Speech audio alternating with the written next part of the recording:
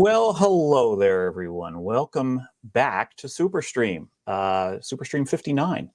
So glad you could join us tonight. My name's Jack. I will be hosting this for the next 3, 4, 5, 6 hours. Who knows how long this is going to go. Riding shotgun there beside me, and he's going to be the guy in the back controlling all the feeds coming in. That is Tom Viola. Tom, how you doing tonight? I'm doing great, Jack. Excited to be a part of it. I mean, 59 straight super streams. You're truly going for a record here. Yes, I think I'm going to be good enough for 60 next year, definitely. Okay, well, we got a lot to get to tonight, and I just want to give people kind of lay of the land as to how this is all going to work out. We have a cavalcade of people coming through here, and it's a wide spectrum of everyone in the sports betting industry. We have bettors, we have bookies, we have legends, we have legends in their own mind, we have some of the personalities and people that make up sports betting. And I've asked each of them to come in with a pick, actually 2 picks. I want them to give us their pick on who will win the game, side or total. So in other words, on the game itself. And then give me a prop you like. And the betting board is open. We're not grading these against a certain sports book. You tell me the line. That's the line we're going to write down. This isn't about touting. This isn't about finding who's sharp, who's not. It's just people's opinions. And I was actually talking to Andrew Mack, who wrote the great books on statistical sports betting in Excel. He wrote a book on sports betting models in R. A very brilliant guy. We've had him on the Unabated podcast. And he was telling me about that there is this study that you can do if you have a big enough sample size. He refers to it as the Bayesian truth serum, in which you ask everyone who they think will win and who they think everyone else thinks will win. And often, if you take a majority of that, you know your final tally majority, it's typically correct. And we've actually seen that over the past 3 super streams. We have asked people what game line they like on side or total, and the majority has been correct all 3 past years, both side and total. So we're going for 4 straight years of this. I'm looking forward to it. I think there's more signal in this show than I realized when I first started doing it a few years back. So I'm looking forward to how the night goes along. We will be tracking everything in our bet log, which I'll bring up on the screen right now. We'll fill this in as the night goes on, but we'll also be tracking for fun our bingo card. So those of you who might have seen this on Twitter earlier, we have a bingo card every year, and we'll be filling this in as people say certain things throughout the night. If you didn't catch the bingo card, you can go to my Twitter at CapJack2000, which may be where you're watching this right now, and check out what the bingo card looks like for this year. All right, Tom, we always kick it off with you. So the pressure is squarely on your shoulders. I want your pick on the game and a prop you like to kick us off tonight. Ooh, it is. You are bringing the pressure here. And by the way, in the chat, Andrew is asking if the spreadsheet is going to be public. I do believe that we put it up for the public, right? We do. I do post it after the show's over. Well, so there you go, Andrew. And as far as kicking it off, you and I have talked a lot this week about this game. I'm still going with the Chiefs. The line is coming back up to that 1.5, still a ton of ones hanging around town here. So I think fair is to say the Chiefs -1. Okay. I forget who it was that tweeted it, but someone said, fun fact, you don't get extra points for winning a bet against Mahomes. So I would rather win my money on him. It's not greener when you're betting against him. So I'll take that. And then we were also talking, there was a prop that I liked. There was a bit more of a long shot one. It was a bit more saucy. And you said, well, Tom, that's going to tank the records and et cetera, et cetera. And so I started thinking, okay, what do I bring? And then I realized you have to dance with the one that brought you. And what better prop for me to bring here than the one that has brought me all the way through the season? I think we've hit on it something like 15 times. Samaje Perine over 7.5 receiving yards. I picked it up today, so I know the line is still out there. I got it at -120, so a little bit of juice on it. But he gets 2 to 3 targets a game. he's priced like he's getting 1 to 2, and he always manages to find a way to make it worth it on those couple of targets he gets. It didn't pay off in the AFC Championship game, but I'm still going back to the well one more time here, Jack. All right. I kind of figured you would come in with a Pirine prop again. Yeah. He's your special guy on that team. There's a similar one out there for Dallas Goedert's backup, which is Grant Calcaterra. There's a prop out there where over a half a yard receiving. Maybe somebody will give that tonight. It's available at Plus Money. But okay, well, hey Tom, let's get it going here. Let's bring in our first trio of guests onto the show, and you can kind of duck off the screen there when you get a chance to go produce the show for us. You'll pop back in, I'm sure. But let's bring in our first three. Bringing in Jessica Brand, Jeff Edelstein, and Ed Feng. And we have a nice little quartet here, a nice little quad box, as Scott Hansen would refer to it. Welcome, everyone in.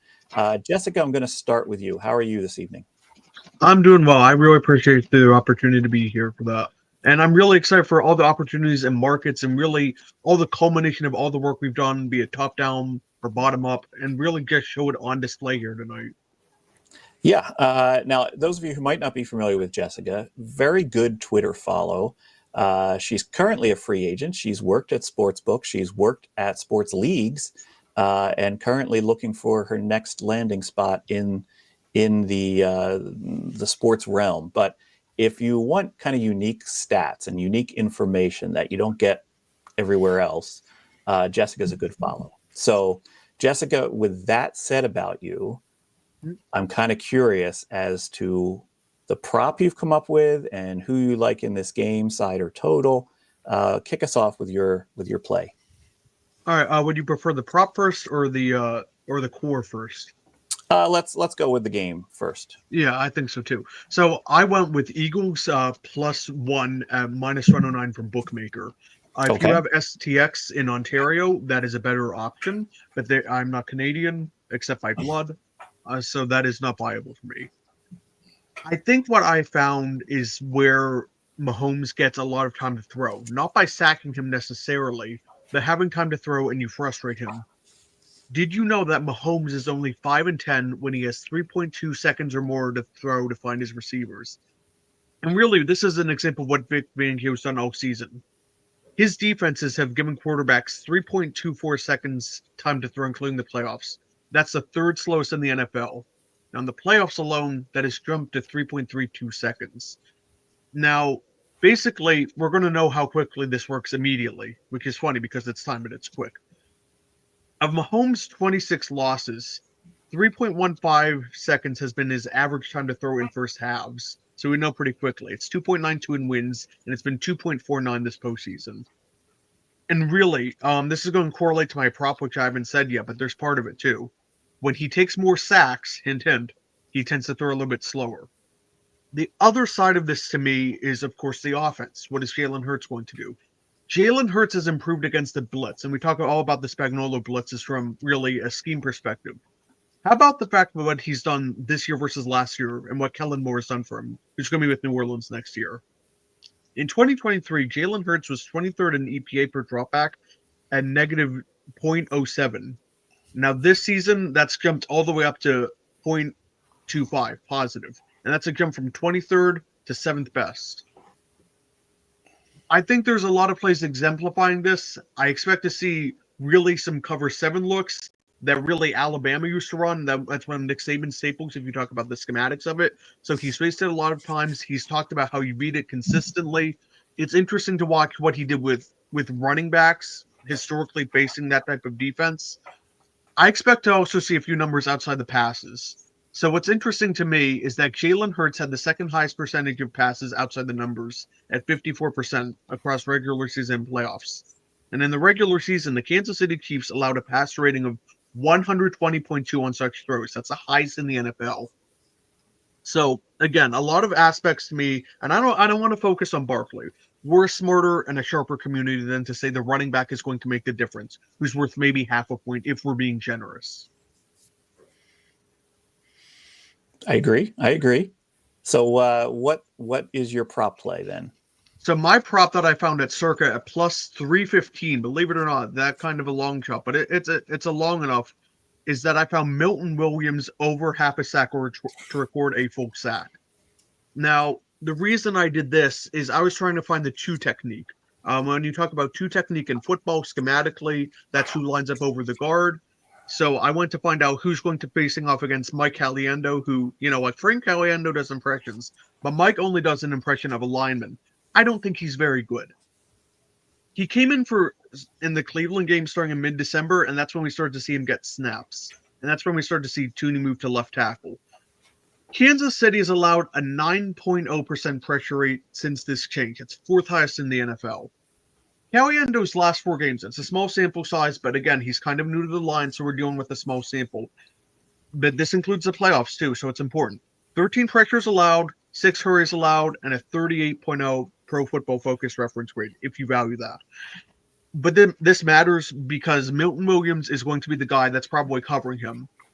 This is important too, right? So everyone is talking about Jalen Carter. Jalen Carter dropped 10 cents. That a lot of people are saying, oh, he's going to line up against Caliendo. I think he lines up against Trey Smith. Jalen Carter has been lining up over the right guard all season, basically. There's no reason to think that's going to be Carter. Now, if you think Carter's going to get this assignment, disagree with me and take Carter then. But if you look at snap count by Carter, 1,013 snaps this regular season for him. 721 has covered the defensive tackle on the left side, so the right guard, because you flip for offense versus defense. 212 at left edge, and only 21 on the defense's right, or over the left guard. I realize we're not talking Jalen Carter the prop, but it's why we're not taking him as opposed to Williams in this regard. I don't think that there's going to be no snaps where he doesn't face Caliendo, but it's certainly not going to be the majority by a long shot for any reason, too.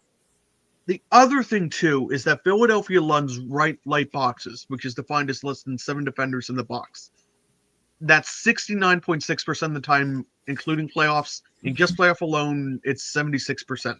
So why do we care about a light box? Because it's fewer people that can record a sack, right? So if there's fewer people, that increases the opportunity share.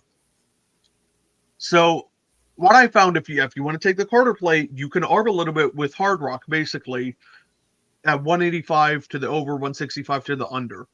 But again, the matchup, the opportunity, and the fact that this is not only, I think, a tremendously underrated player. Everybody in Philly, I know it's word of mouth, but everyone in Philly says how good Milton Williams is. He's the unsung hero of that defensive line, and he gets the best assignment on top of that. It just makes perfect sense to me. And the fact we're getting this strong of a price tells me that there's too much media hype on Jalen Carter getting this assignment. He's probably not. Okay. Well, Jessica, you are in the clubhouse as being the most prepared person for this podcast, for this live stream. I will let you know, I haven't even decided my prop play, but I get another 3-4 hours to figure it out. But that's good. I like the effort you put into that, and I think that was well thought out. And quite frankly, I'm going to be shopping for that one. Now let's go to the other end of the spectrum. And Jeff Edelstein. Me think Eagles win. Yeah, Jeff, welcome into the show. I think this is your third or fourth time appearing with us. I thought it was my 59th. Well, yeah, you were an original. You were back before we even were numbering the Super Bowls. You were on this stream. So, Jeff, for those of you who aren't aware, Jeff is a writer in the industry, currently working for Third Planet. And he also teaches a class at Rider University that I'm lucky enough to guest lecture in once a year, talking sports betting to future journalists, which I think is an excellent use of college time to get them educated in what sports betting really is. So, Jeff, welcome to the show. Who do you like in this game?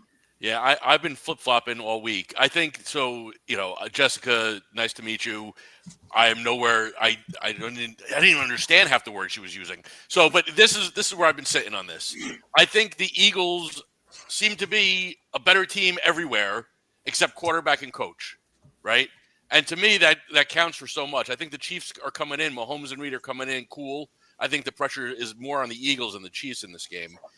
Having said all that, at the end, I still think the Eagles being the better team end up winning the game. So, money line Eagles I like. And as far as a prop, I've been flip-flopping everywhere on this, but I think I'm going to land. I think if the Eagles win, I think they win with Saquon doing what they've been doing all year, just feeding him the ball. I mean, listen, I'm going to sound like a moron here, but the Chiefs have been, they've been destroyed on the ground so far this playoffs. If the Eagles can impose their will, which I assume they're going to try and do, Barkley's going to find the end zone. So I like him finding the end zone twice at plus 275. Okay. Now, I want to tell you real quick before we get any further. This is, to me, the most fascinating thing that I've seen this Super Bowl.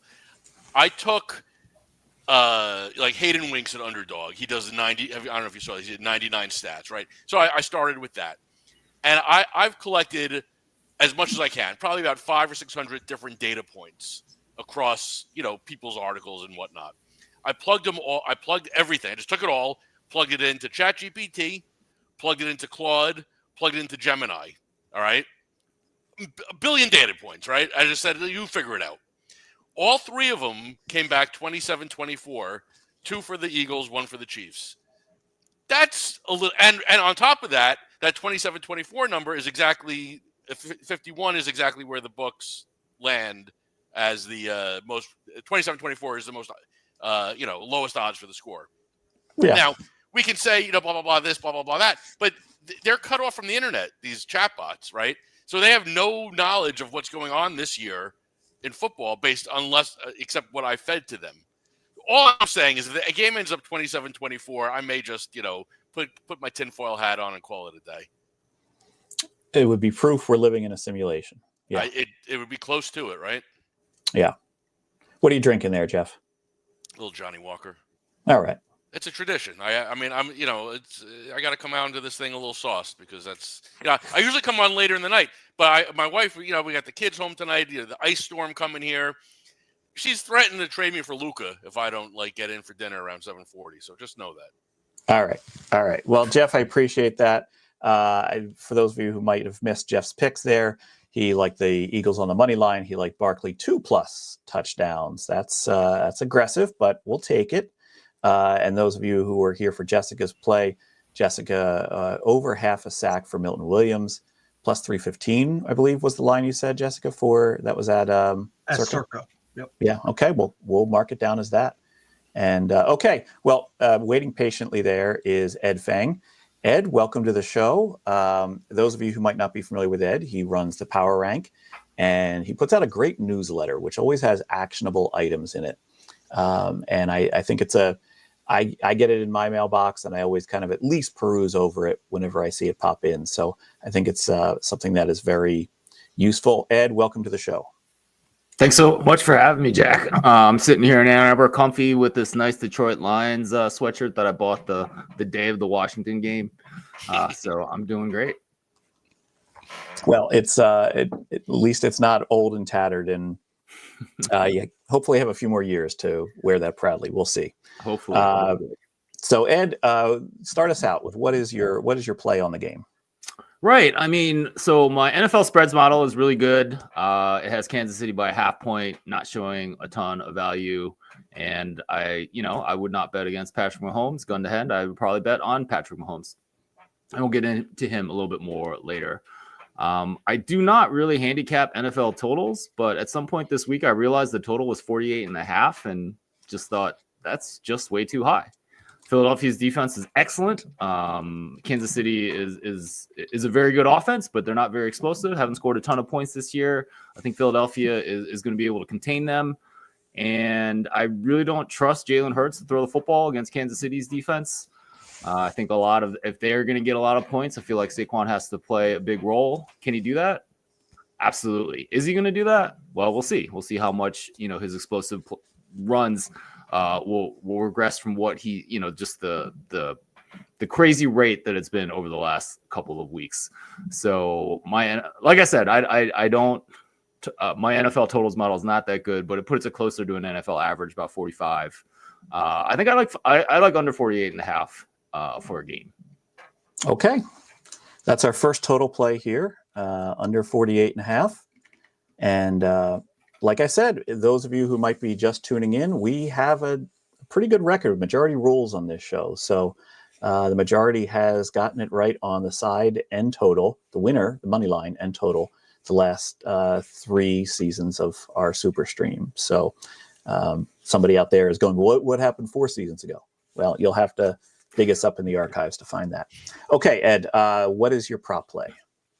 So let's talk about Patrick Mahomes. He's good at throwing the ball. He is also really good at avoiding sacks. He has so sack rate is actually pretty predictive for quarterbacks. It's very predictive, and this season he's been sacked 6.1% of the time, which is right at NFL average. But over a longer window, since the 2022 season, he's actually got a 4.3% sack rate. He's usually one of the best at not taking sacks. We've all seen it. He gets under pressure. He finds a way to wiggle away. He finds a way to convert first downs, even though he basically has zero athletic talent compared to someone like Lamar Jackson.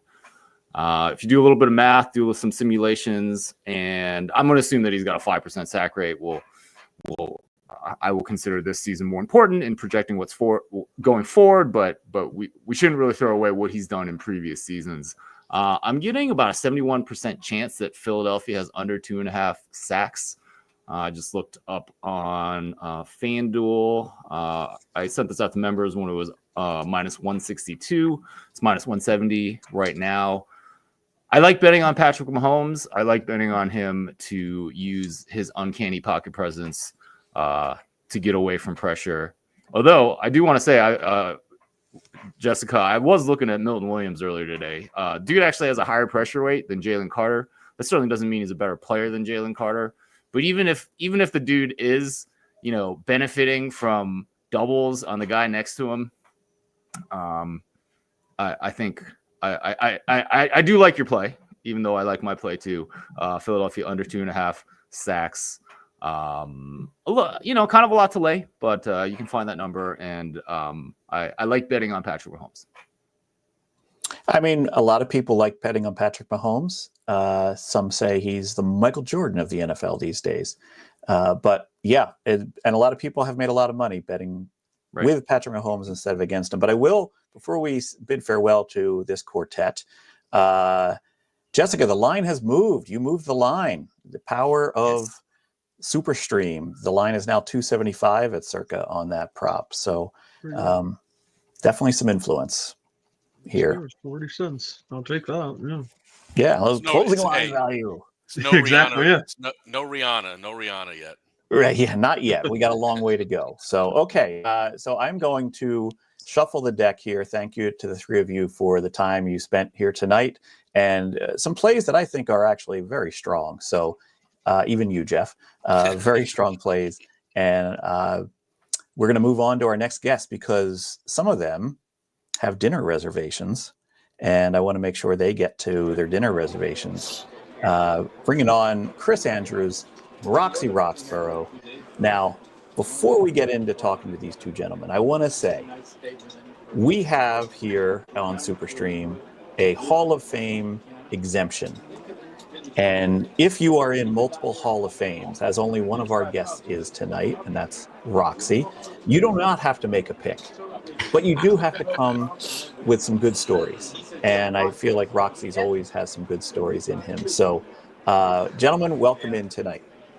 Well, thanks, Jack. And nice to see you again, Chris. Actually, I'm going to feed Chris some good stories here. The first thing, though, I do recall the first Super Bowl in, can't remember what year it was right now. 1967, yeah, the Packers and the Chiefs. Ray Scott called the game. A lot of people thought he was the best. Ironically, Ray Scott, he didn't talk a lot. He actually, when the game was on TV, he let you, he figured you can see what's going on. And to this day, no one can do that. But, so there was a story I think Todd Dewey wrote about losing Super Bowls the state has had since the board was keeping records, and they only had 2 of them.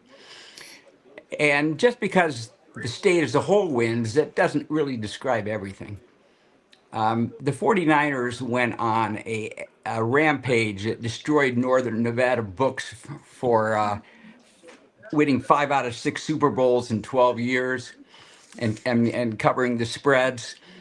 And this was a time before there wasn't internet betting, there wasn't much communication. So we end up having Northern Nevada with totally different lines. And even if they tried to even the game out, they couldn't even out the parlays. And it started in 1982. I think that was, Chris, might have been your first Super Bowl when Yeah, it was. when the 49ers played the Bengals. Right. And let me see. I'm just trying to think where some of the other ones were. 85, they beat the Dolphins. In 89, they beat the Bengals but didn't cover. And then in 90, they clobbered the Broncos in a total disaster of a game for Northern Nevada books. And then in 95, they beat the Chargers in a game that was a disaster for the whole state. And I thought, Chris, maybe you could comment on what the 49ers did in Northern Nevada. Well, first of all, let me add a couple of things, too. There's a couple Raider games mixed in there, too. Two Raider Super Bowls that were those also gave me some serious baths. So I'll start at the end there. The 49ers, when they crushed San Diego, there's a big snowstorm in the mountains outside, in California, which is a big deal in Reno, and really stopped a lot of people from coming. And I remember we had our meeting on Monday, and we lost, probably like everybody did, but we lost a lot. And my guys, my bosses are saying, "Geez, what a bad break we got with all that snow in the mountains. It cost us a lot of action." I said, "You guys crazy?" I said, "Every one of those guys would have had a winner. They all would have had 49ers and over. That saved us a ton of money. Are you nuts?" And then the Denver debacle when what they win by. It was like 55-10 or something. Yeah. I really had it. I loved the Niners that game. Had it like as balanced as you could possibly get it. And I had a parlay card and put in the parlay card. And I holy shit, what the hell happened? And then I looked the whole left side of the card. So every favorite, every over on every single prop that I had. It wasn't correlated or anything like that. But I lost. And I thought, oh my God. Because going into the game, I told my bosses, we're not in that bad a shape. We'll be okay. Don't worry about it. I put in a card. They won every quarter. And every quarter went over, and they also won every quarter. They won those too. Field goals went over. I think interceptions went over. Like I said, I never had any quarter related. It wasn't like one of those stupid cards, but they just beat the hell out of me on that. And going back to that first one, Roxy, that was my first one in Northern Nevada. The number was generally Niners about 1, maybe 1.5, something like that. Yes. I went with Michael Jack. We went up to Lake Tahoe. He took the Bengals +4 in that game. Shows you how different, the markets were back then. So any others, just kind of your regular beatings that I took. I remember that game too because I was up at the lake doing some things with Eugene Benanthony, and we ended up taking 3 and then I didn't get 4, but we took 3 and then we came back in Las Vegas and took the Bengals +1.5 or 1, I can't remember. Yeah. So that's, of course, there just wasn't that much communication, and people didn't have runners in Reno. It's hard to believe that the market, the inefficiencies in the market, in the only state in America that had legalized sports betting could be that big. Yeah, and when Jack went up there, I was with them. They took a bet. They took 100,000 +4. It wasn't just some stiff bet. He bet him 100,000, and I think only moved it half a point, went to 3.5. Yeah. Pretty incredible. But that was the inefficiencies in the market. I'm going to throw out one more, Roxy, and I know you remember this well. When the Raiders played the Redskins, and the Redskins were the defending champions, and we opened the game, and it was me, and I think you thought it was too high, but Jack and I decided, my Uncle Jack and I decided, we opened the game, the Redskins 3. And it was like everybody in the world knew that the Raiders were going to not just beat them, but crush them. I mean, I went from 3 down to 1. And I mean, and I kept saying, well, this Redskin money got to show up sooner or later. I mean, they had Theismann, they had Riggins, they had Joe Gibbs as a coach.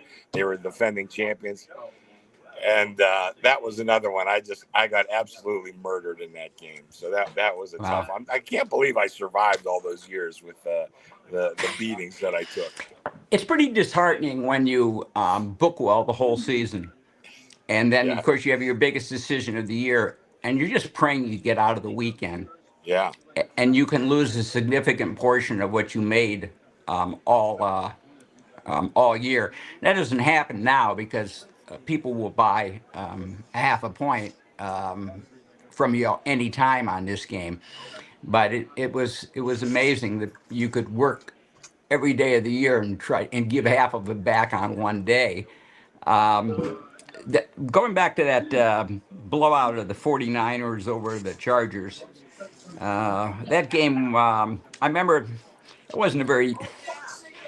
the guys in the room wanted to open it up 18 or 19, because probably 19 because they thought it could go to 21 pretty fast, and they just wanted to make sure they had some middle ground to take the least amount of heat in case it went down to 17 or up to 20, right?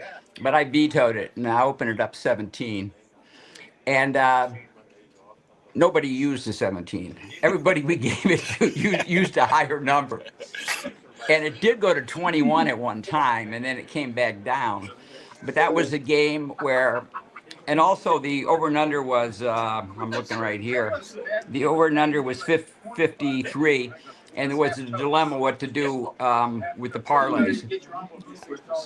People thought the better way to go with it was to offer 2 prices, on the 2-team parlays. San Francisco and over, you got 2 to 1, and then you'd get 5 to 2, or you'd get a better price plus 275 if you bet the opposite way, like Chargers and over or 49ers and under. But basically, what you're asking people who only bet 1 game a year, they just couldn't understand it. And there's a lot of things that are well intentioned. But you have to remember, there's a lot of people that don't bet many games, and you really shouldn't. You're opening up if they win, they'll think they were shortchanged. So, yeah, I'm in that exact category. I thought that would be the way to go, but there's so many amateurs in the market, for that particular game. I don't think it would have been wise overall. I think it was one of those that. I kind of knew we were going to take our lumps and try to ease the pain as much as possible, and that would be that was the way to go. If I recall at the end of the game, when the game was, the 49ers had won it, but the spread was still in doubt, and Stan Humphries had 3 shots in the end zone.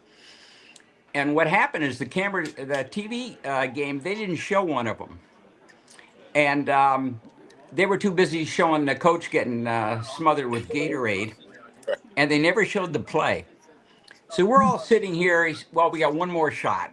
We're going to get 1 more shot in the end zone. But the ball went over in downs. And that's because the TV just missed 1 total play. Wow. Yeah. Yeah, I remember that too. Mm-hmm. So for those of you who might not be aware, Chris Andrews used to be with the Cal Neva up in Tahoe. And so that's what his northern... Reno, Jack. Reno. I apologize. 50-50 chance there, and I blew it. But so that was his northern Nevada. Chris, how long were you up there? 22 years. Wow. And as Roxy said, it was almost like a different world up there when it came to some plays where Northern California would be a fan base, right? Oh, yeah. I mean, certainly the first 10 years, I would say, there were things that I would do up there that had little or no correlation to what was going on in Las Vegas or elsewhere. Then finally, as communication in the world, improved, then that became a little less. But there was games like I know, and I could be a little more freewheeling, I guess you could say. Games might be off the board because of a quarterback injury, and I would just say, let's just put it up, see what happens.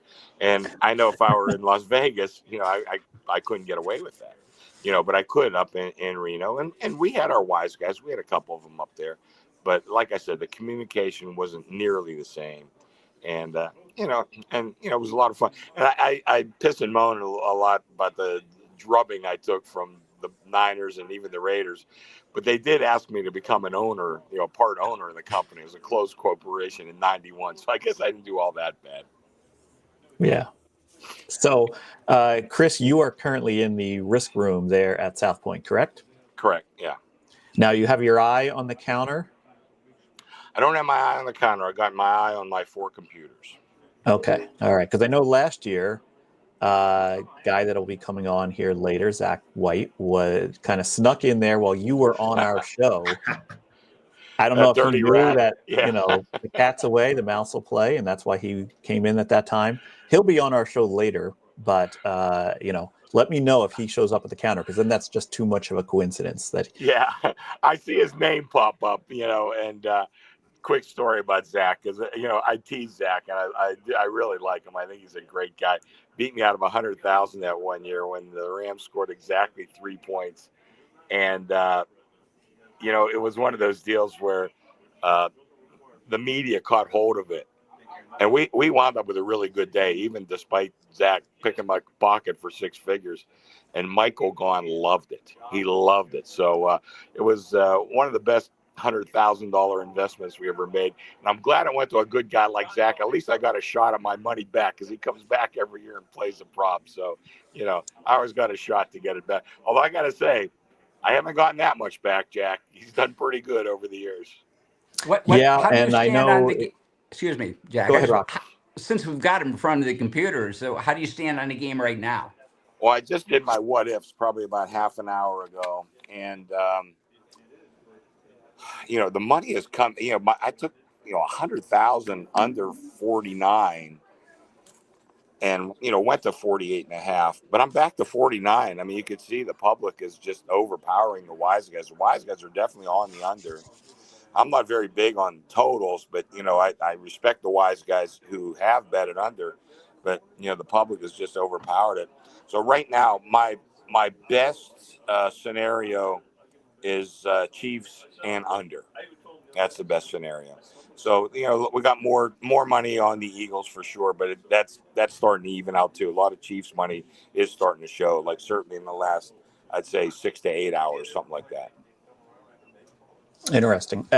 Chris, since we have you in that frame of thought, let's get your plays. You don't get the Hall of Fame exemption yet. Yeah, I know. That dirty rat, Roxy. I can't believe you put me on with that bum. But okay, here we go. I got to tell you, I know we don't have all the time in the world, but me and Roxy have some great old stories. Jeez, we had some good times. Good Lord. Oh, I got all night. It's Roxy's reservation at Piero's that might get in the way. Well, I got a reservation too, but mine isn't for another hour or so. Or actually, I'm looking almost 2 hours.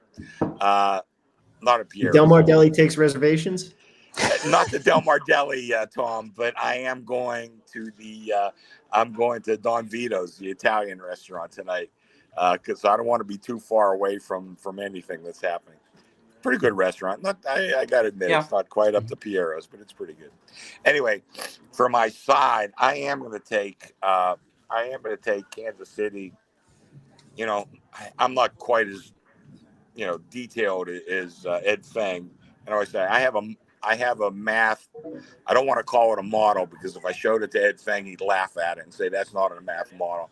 But it's a math record keeping system that I have, and my numbers came to pick on this game. So if this was a mid-October game, I would certainly pass. But I know you can't do that in a Super Bowl.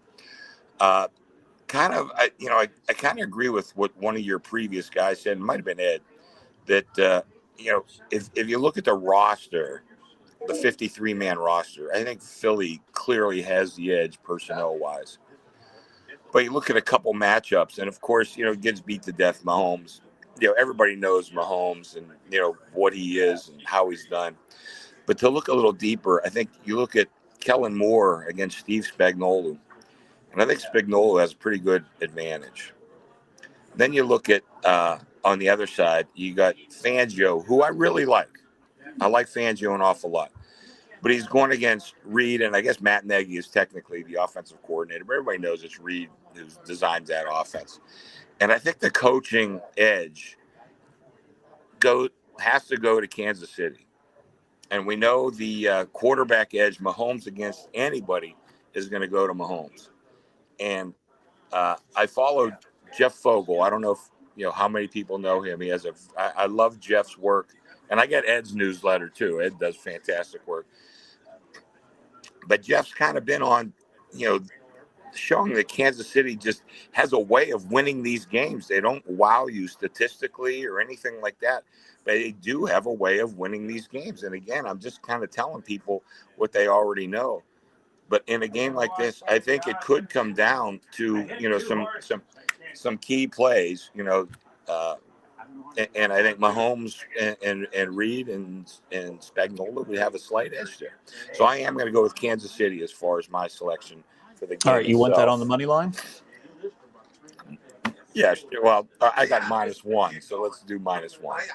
Okay, -1. And you guys always do a very tight straddle there for the Super Bowl. What's the current line there at South Point? Well, I got Casey is -1, -105. Nice.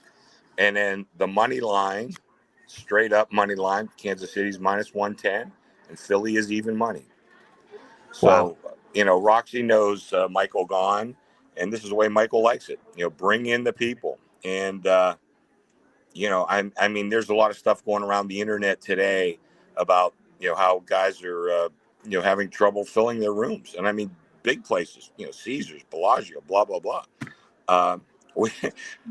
We usually don't fall into this category, but we have the highest rate in town, and we're sold out. We just do, and when I say we, it's mostly Michael gone. We do everything right. We have a buffet 7 days a week, 365 days a year, breakfast, lunch, and dinner.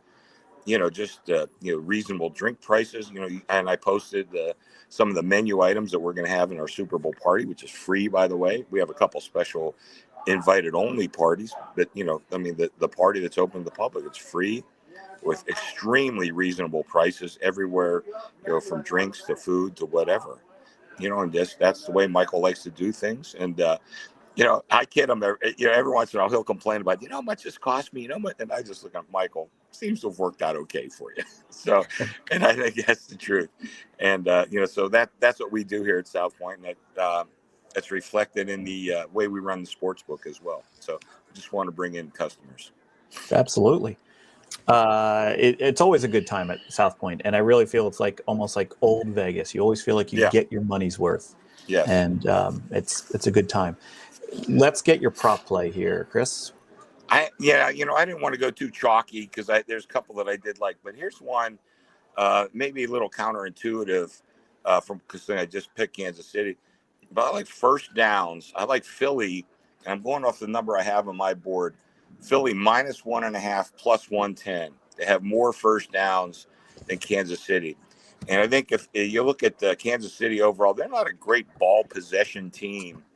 I think even the Houston game a couple of weeks back, even though they obviously dominated the game and won by quite a bit, I think even the time of possession there was greatly in favor of Houston. Now, it doesn't always correlate, of course, but I think Philly is a team, and especially, listen, how can you not like their running game? I mean, they figure to dominate on the ground with Saquon Barkley, and they got some other guys too, and even Mahomes or even Hurts can run the ball pretty good.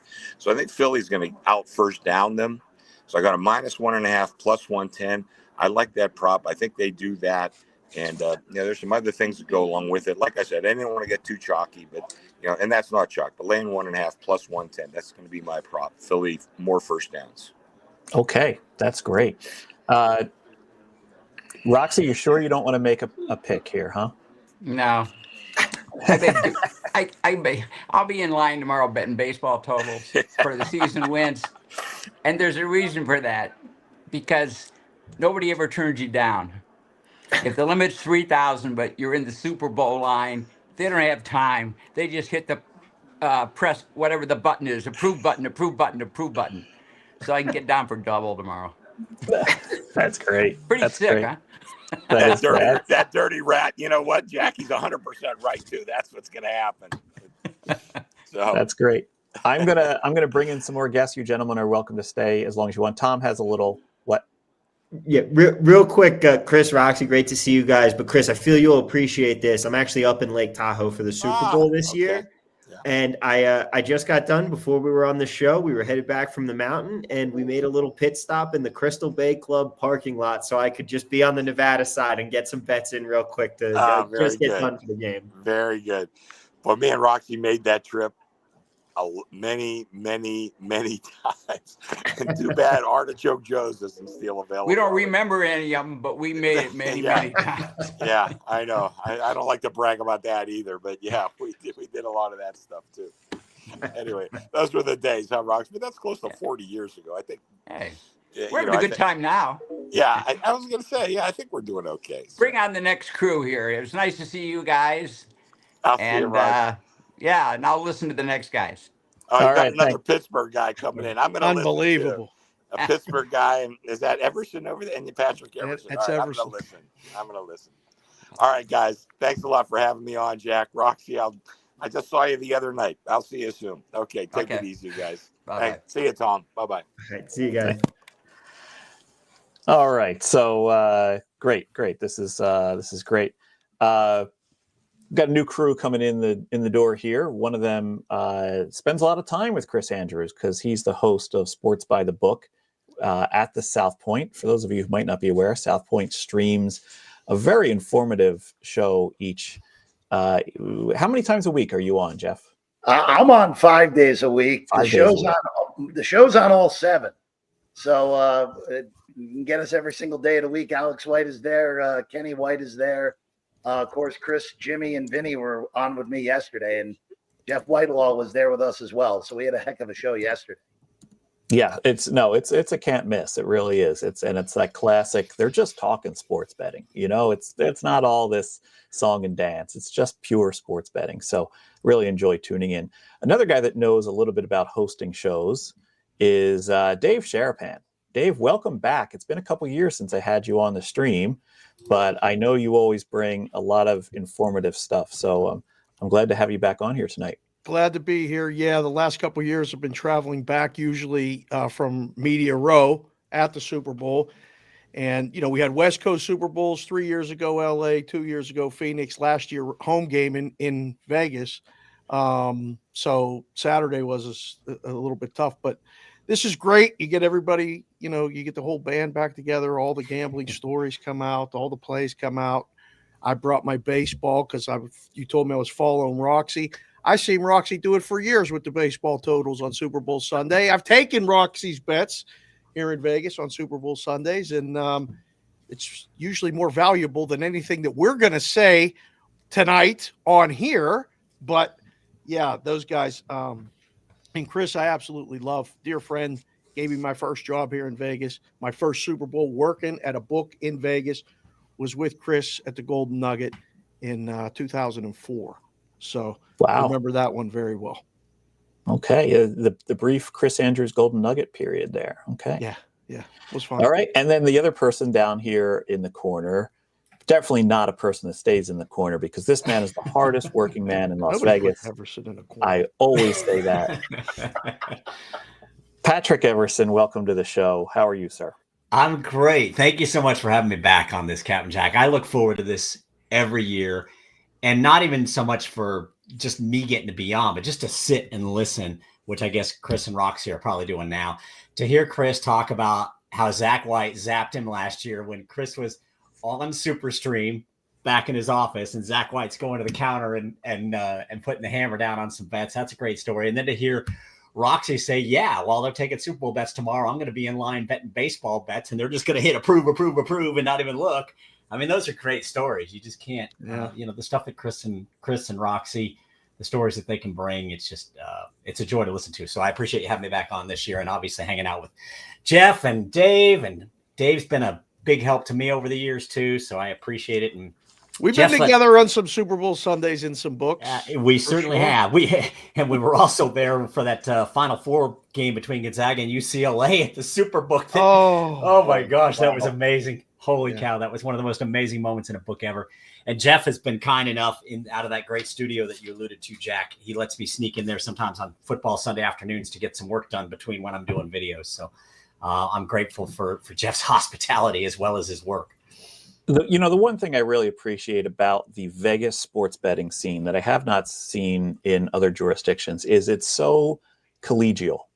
You guys are going to go drink with each other. You're going to go watch games with each other. You can call each other up and have a friendly conversation. It's not a cutthroat competition. I've talked to Chris about this before. I've talked to Vic Salerno about it before.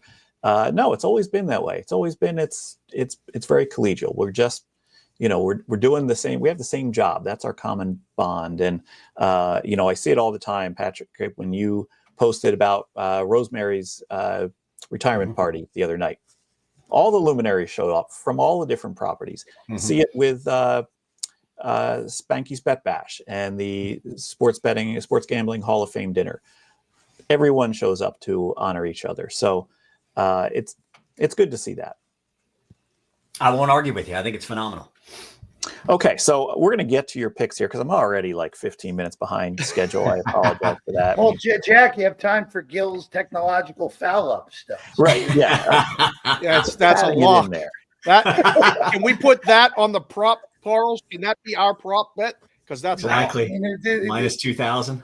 I mean, I was minus 2,000 might not be big enough there. Well, he actually did okay last year. So this year I put Gill Alexander no tech issues on the bingo card just to kind of make it even harder to, see what's going to happen this year. I misread that. Well played. I like that. Yeah. Tom just told a story where he was stopping in a parking lot that was on the Nevada state line there. So we're going to color this one in for driving across state lines to get a better price or to be able to bet it all up there in Tahoe. I mentioned Mahomes is the Michael Jordan of NFL just to kind of give us a head start into the bingo card.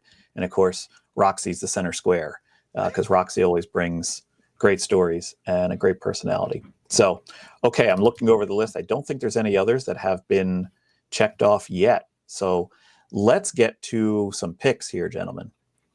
Dave, I'm going to start with you. Okay. Give me a play on the game and then a prop play. I almost want to pull a Roxy because Roxy always gives me crap. He says, Dave, you never pick anything. You go on all these shows and you never pick this, that, whatever. I've been on shows all week and picking everything. The only thing I didn't do tonight was wear the Eagles stuff that I wore on the MLB Network and on my other show, Bostonian versus the Book. All week I've been wearing Eagles stuff. Philly, Eagles going to win. For no other reason than my wife has become a Chiefs fan, and it's just annoying. I do think the Eagles are going to not dominate, but win the line of scrimmage enough to win the game. I got either 27-24 or 31-20. Those are the numbers I've dreamt of. So I got 3 props here circled, and I give you them quick, but I'll go with the one I think is the best value because we're always looking for the value. They're kicking indoors. I saw that on the bingo card. Cross that one off. The kicking prop, 48.5, opened up at Westgate. I got under 48.5. It's now 47.5. Longest field goal of the game, I got under. All right.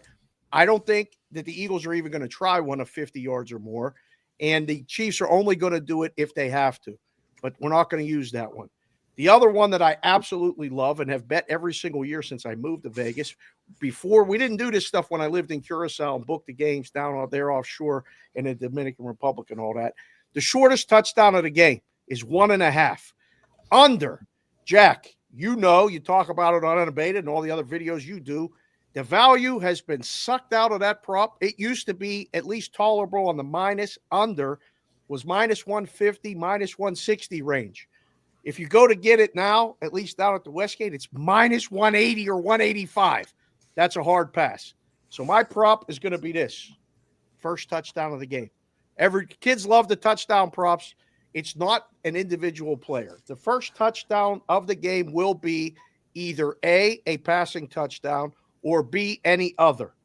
I'm going with any other. It's plus 110. The passing touchdown is minus 130. Give me a tush push. Give me a Jalen Hurts. Give me a Saquon. Hand it off. Take it to the house. I mean, even if it's Kareem Hunt, that's fine. I'll take Mahomes. Just anything running or a special teams or any of that stuff instead of a passing. There you go, Jack. How was that? Pretty quick. And that was plus 110, you said? Plus 110. Okay. First TD, not a pass, plus 110. And then Dave also has the Philadelphia money line. Yes. Okay. Very good. Very good. Let's work our way down the column here. Patrick Everson, what is your play for the game and your prop play? Okay, for the game, what Philadelphia money line for the game, right, Dave? That's interesting. That's me. I like That's that. me. Yes, sir. I like that. So I am gonna go. Here's what I did, and it's not smart at all, but I did it anyway. Because I'm gonna be the butter knife sharp guy on your show tonight. The butter knife that's been in the silver drawer for 20 years guy. I'm going Philly alternate spread minus 3.5. Bam! Wow. Hello. And that is plus 175 at Westgate. I'm just look, man. I didn't say it was sharp. I look. Here's all what I've heard all week long, and everybody's seen it probably on social media and articles and so forth. I've heard this from John Murray at Superbook. I haven't heard it yet from Chris just because I haven't talked to him, but I'm going to talk to Chris tomorrow morning for a video that'll be up on X if you are on that platform. And I'm guessing Chris is going to say something similar, but the guys at Caesar said this. Doug Castaneda at Wynn said this. They all said the sharp money is on the Eagles, or at least the bulk of the sharp money is on the Eagles. So I wouldn't have minded like plus 115 or something, but I thought, you know what, let's get frisky and hope this is beyond a field goal game if the Eagles are actually going to win. If the sharp side is the right side and what's basically a coin toss game, let's have some fun. And let's go Eagles alternate spread minus 3.5. Maybe luck out and get a little more at the pay window if it gets there. But fade accordingly. I'm not a smart person. You know, I'm just here so I don't get fined. No. I cringed, but I just punched it into the unabated alternate lines calculator. And this looks like positive EV. Hello. Look at that, Everson. Everson, you're the smartest guy. There we go. Come on. Well, last name starts with EV. It's ironic, but true. That's the first time anybody has ever said that, and it might be the last. But I'll take it, Dave. I mean, it's like last night. Jeff. Somebody asked Jeff Benson after I tweeted out that when they went down to pick, and it looked like apparently there's some sort of major play that came down at Circa, and somebody asked Jeff, "Is Patrick Everson's reporting reliable?" And he was kind enough to say reliable. One word answer. That's it. Yeah. Okay, I will take that. You never have to say anything again. But anyway, well, I'm glad to hear that. I mean, I did, I've asked around enough to know that there are some sharp opinions on the Eagles, and it was enough to lead me that way. So now you need my next one, right? I will add that once I remove the VIG free price is very close to plus 175. So, but you do not, I believe, have a negative EV play here. So phenomenal. Kudos to you for that. Let's get your prop play because now that was so lucky that Everson's bringing the heat. That was so lucky. Okay, so I don't want this to be my play, but I come on every year and I give the octopus because I'm just having fun here, people. All right, we're just having a good time. I will say what's been nice about taking yes on the octopus over the past few years is each year, even though it did come through 2 years ago, sportsbooks are giving a better yes number on this each year. The first year I bet this, like 5 years ago, I believe it was like 12-1 at Circa. This year I've got it at 16-1 at Westgate, and I think Circa had it at 16-1 as well. So it's really nice to see them not only offering it, but giving the square public, people like me, a little bit more bang for our buck. So I'm on that, but I realize that that's really not a plus EV play, I'm assuming, and a really bad bet and very much public play. Hey, Pat, you know what? I was actually thinking about this today. But here's the trouble. It happened in the championship game is if Philadelphia lines up for a tush push and the other team lines up in the over the line of scrimmage, what do they call that? Neutral zone. And they get a penalty that gets enforced, but the Philadelphia scores. The penalty could be enforced on the extra point, which moves us to the 1, which means Philadelphia does another tush push, which means Jalen Hurts both times, 6 + 2.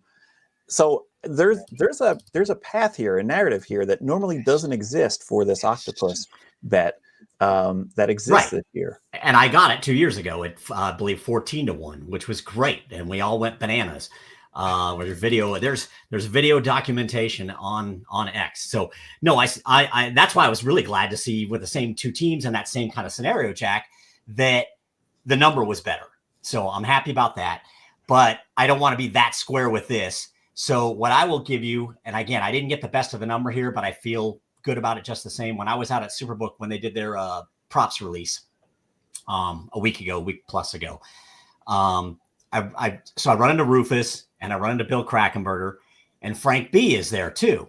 And I don't know FrankB that well, but both Rufus and Bill said, well, FrankB, they both pointed out, hey, FrankB's here. He's sharper than either one of us.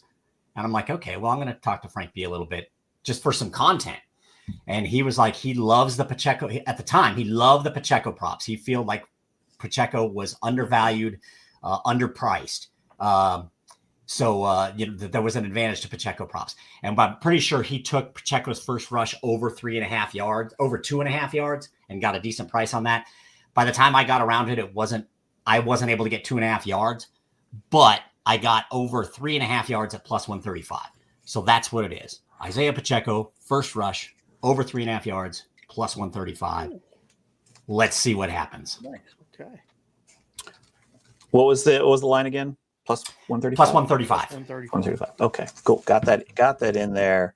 Frank B will be on the show a little bit later because, if he's the sharpest of the sharp, he'll be here. He's got to be on SuperStream. Got to be on SuperStream. Jeff Parles, you're down there, and we're up to your plays here. I actually was on your show the other day. We were talking some props. I used up some props because I never like to reuse props on any of my appearances coming up on Super Bowl. So I used up some more. I feel like a comedian that used up some jokes on an HBO special. I got to think of some more. I have not finalized what my prop play will be on this show. But Jeff, you've had a couple days. Hopefully you're coming with something fresh and original, correct? So first off, I will say this because you and I talked about the Grand Calcaterra over 1/2 yard receiving. And that is my favorite prop at +140 now. But for the sake of the fact that that's already out in the ether, and I mentioned it again this morning, I'm going to do this. I'm going to go with Jalen Hurts under 4.5 yards on his first rush attempt. Circa's got it at -140 right now. I don't love the fact that I'm giving away one with a price, but here's the deal. Philadelphia, as we know, the tush push is going to be prevalent. And by the way, Jack, you talking through the octopus makes me want to follow Mr. Everson now on the octopus. That path is absolutely there. All we need is Chris Jones to pop off sides, and we got a real shot here. But I'm going to take my opportunity here with, all right, Philadelphia runs the tush push. I think Kansas City's contain on Hurts is going to be good enough. You also get one of those, you can get a play where Chris Jones has Hurts dead to rights in the backfield and Hurts fights for a yard, and it's like a 1/2 yard run that's a positive run that doesn't count as a sack.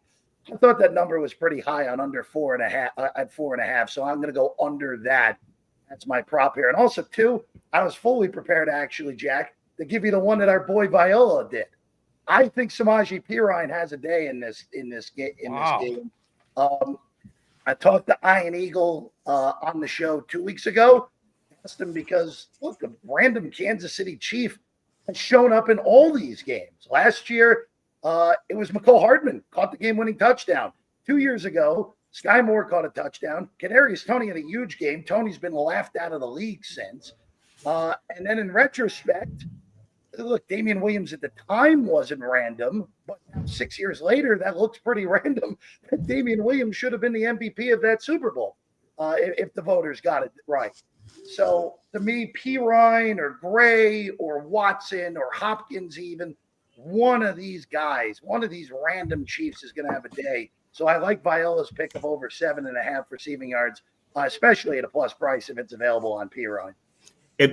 Receptions is available at like almost 2-1. I think it's down to 150 now from when I bet it. But I'm not saying he's going to win MVP. I'm just saying he's going to have 2 catches. That's all I'm here for. Yeah, so I'm with Tom, but I like that Hurts one as well. And then I guess on the side on the traditional side of things, Chris Andrews brought it up in the previous segment, Jack. I'm getting a better quarterback. I'm getting a better coach. And I think also, too, in this game, I'm getting a better kicker, too, on the Kansas City end of things. True. I know Butker's not 100% healthy. I get that. But Jake Elliott has not kicked well over the last 2 months. He also has only 1 missed kick indoors this year. That came in the Superdome in week 3 in that bizarro game they played against the Saints, if we remember that one, where Goddard completely bailed them out in that game. So I like Kansas City. I'm going to end up laying money line, so that will be the official play here. When it's all said and done, Patrick Mahomes, Jack, I was fully prepared to take the bingo square on the Jordan thing, but you already took it, so I can't take the line again. But I just think when it's all said and done, betting against Mahomes in a big game is just it's negative EV when it's all said and done. I get that the Eagles have the better roster. They have the better defense. Fangio is an amazing defensive coordinator, but I just can't bet against number 15 when it's all said and done. So that's why I like Kansas City tomorrow. Okay, well reasoned. Just to clarify, the price on the Hertz prop was that? I'm laying $1.40 on that. Okay. Actually, I thought. Yeah. My dictation brain of like playing it back in my head as I try to type it while listening. Yeah, not fine tuned. I got 3 hours to go. Oh, you're good. That was circa. There was 3.5 out there as well. There was a 3.5 even on the under if you want a better price, but that yard could very much make a big difference when it's all said and done on that one. I don't know if everyone else saw, but Patrick Everson kind of did an Irish goodbye, but then he came back, which that's not an Irish. Well, I am Irish, so I do the Irish goodbye. I even have my Lucky Charms hat behind me. Oh, me Lucky Charms. So I can't. No, I can't that was fill an in accident. That was an accidental Irish goodbye. Unfortunately, the Italian Tommy Viola allowed me back in.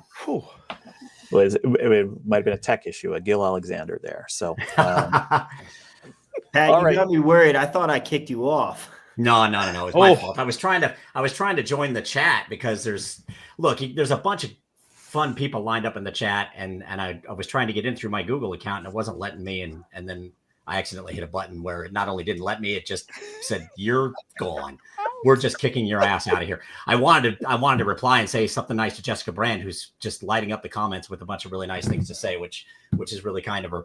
And so I wanted to do that. So I'll just say it publicly instead, since I'm too tech unsavvy to figure out how the hell I can get into the comments. Yeah, Jessica's been throwing in some great stats here in the chat. For those of you who might be watching on Twitter, you can follow the link and go to YouTube, and you can be in the chat and interact with everyone else that's in there. These stats are sometimes a little muddy when it comes to StreamYard, but it says there's about 3,000 people watching. I know they're cumulative; they're not additive, so it's. I know we don't have that many watching, but people will be playing this back tomorrow. I know a lot of people that like to play this on the day of the game and kind of fast forward through and find out all the picks. So for those of you who are watching on Twitter right now, you can go to YouTube and interact with us. Gentlemen, I'm going to crowd up the room here. You're welcome to stick around because the next 3 guys we're bringing in, they talk to each other all the time. They have their own podcast with each other. So I'm bringing in Matt Landis, Joe Brennan, and Adam Bjorn. They make up the Prime Suspects podcast. Nice. And 2 of the 3 of them run Prime Sportsbook. And it's a pleasure to have you all in here. Joe, are you outside or are you just in a dark room? No, I'm in a dark room. This is how I've figured out how to not compete with people on the Zoom background thing. Like have people trying to decide how learned I am by the books I have in my bookshelf. So I just light myself from the front and I don't have to paint or organize or even clean my office. Okay. That's good. One of our bingo squares is that a guest will come in call in from outside. So thought maybe we had check that one Can out. I get down on that one and retract my answer? Can we roll back the tape? We still have some people coming in that they always like to throw us a curveball, so I have a feeling we'll knock that one out later. All right, Joe, I'm not gonna do the Irish goodbye, Jack. I'm gonna try to do the proper goodbye. But this trio and everybody else you got tonight, unbelievable. So everybody who's in the comments, or if you're in and out, watch this all night long. The people coming on here that Jack gets every year, I can't thank him enough for even bothering to include me in it. But great batch coming up next. Jack, thank you for having me on.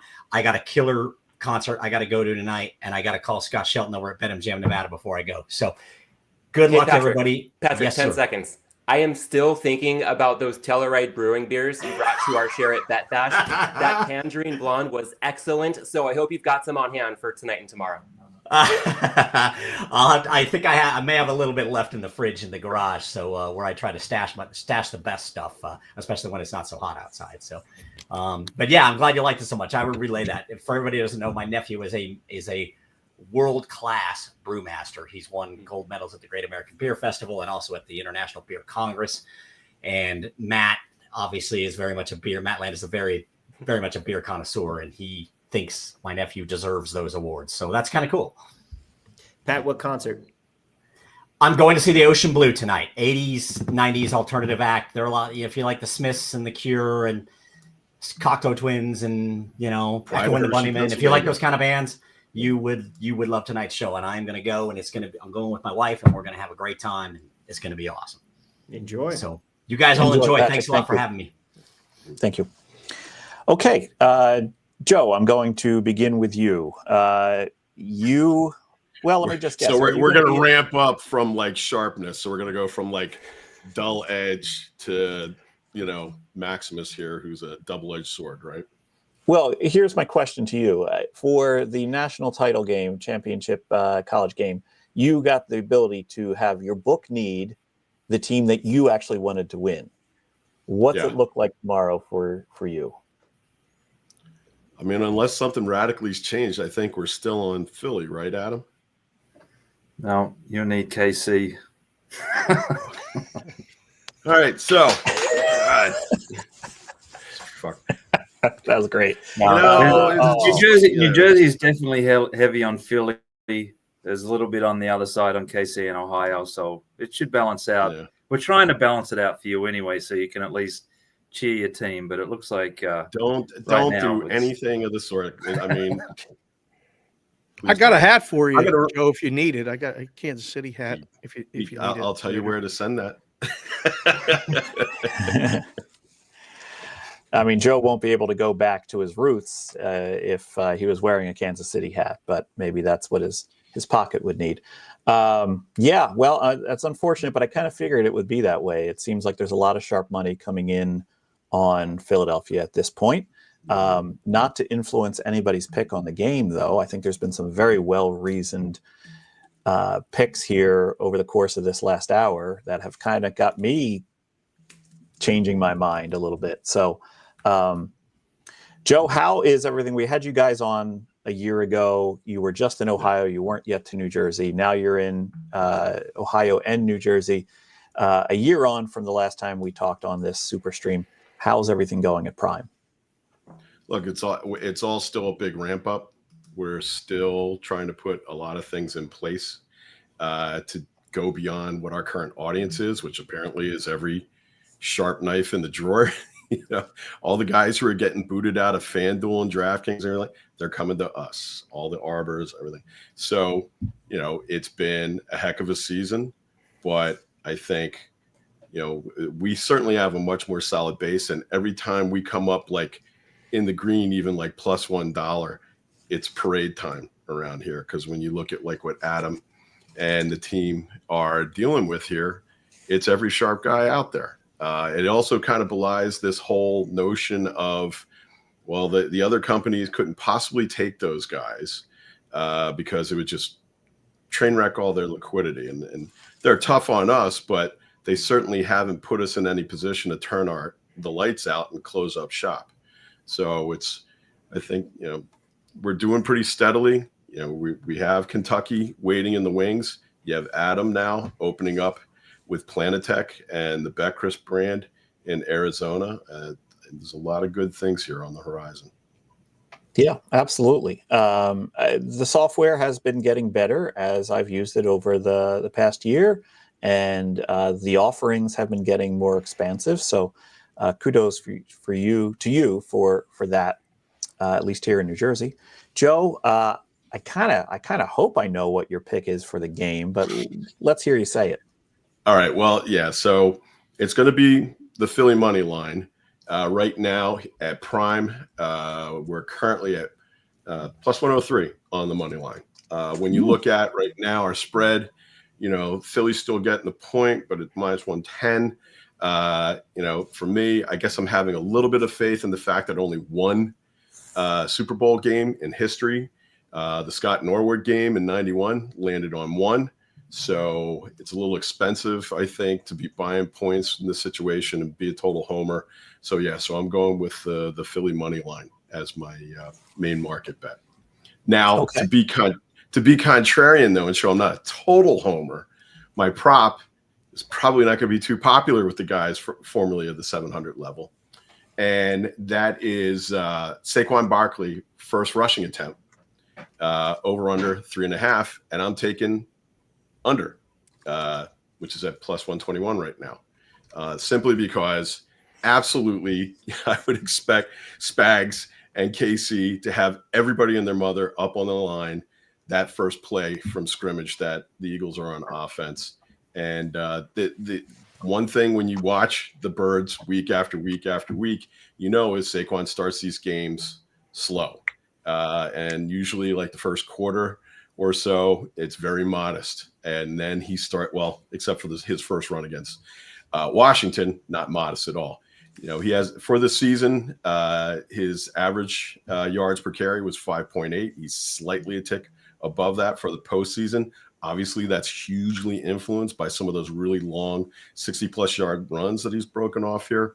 But I think that, just given the fact that he's so important to the Eagles offense and establishing him early on, and Casey knows it, they're going to have everybody in the box and then some. So Saquon Barkley, first rushing attempt under 3.5 yards.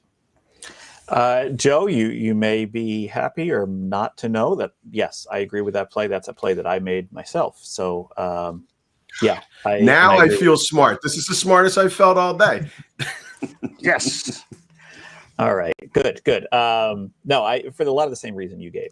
And because a lot of people like to handicap the Super Bowl based on the 3-game sample size of the playoffs for the Eagles and the 2-game sample size of Kansas City. Okay, let's move over to Adam Bjorn here. Adam, you've had a busy week. Where are you calling us from at this point?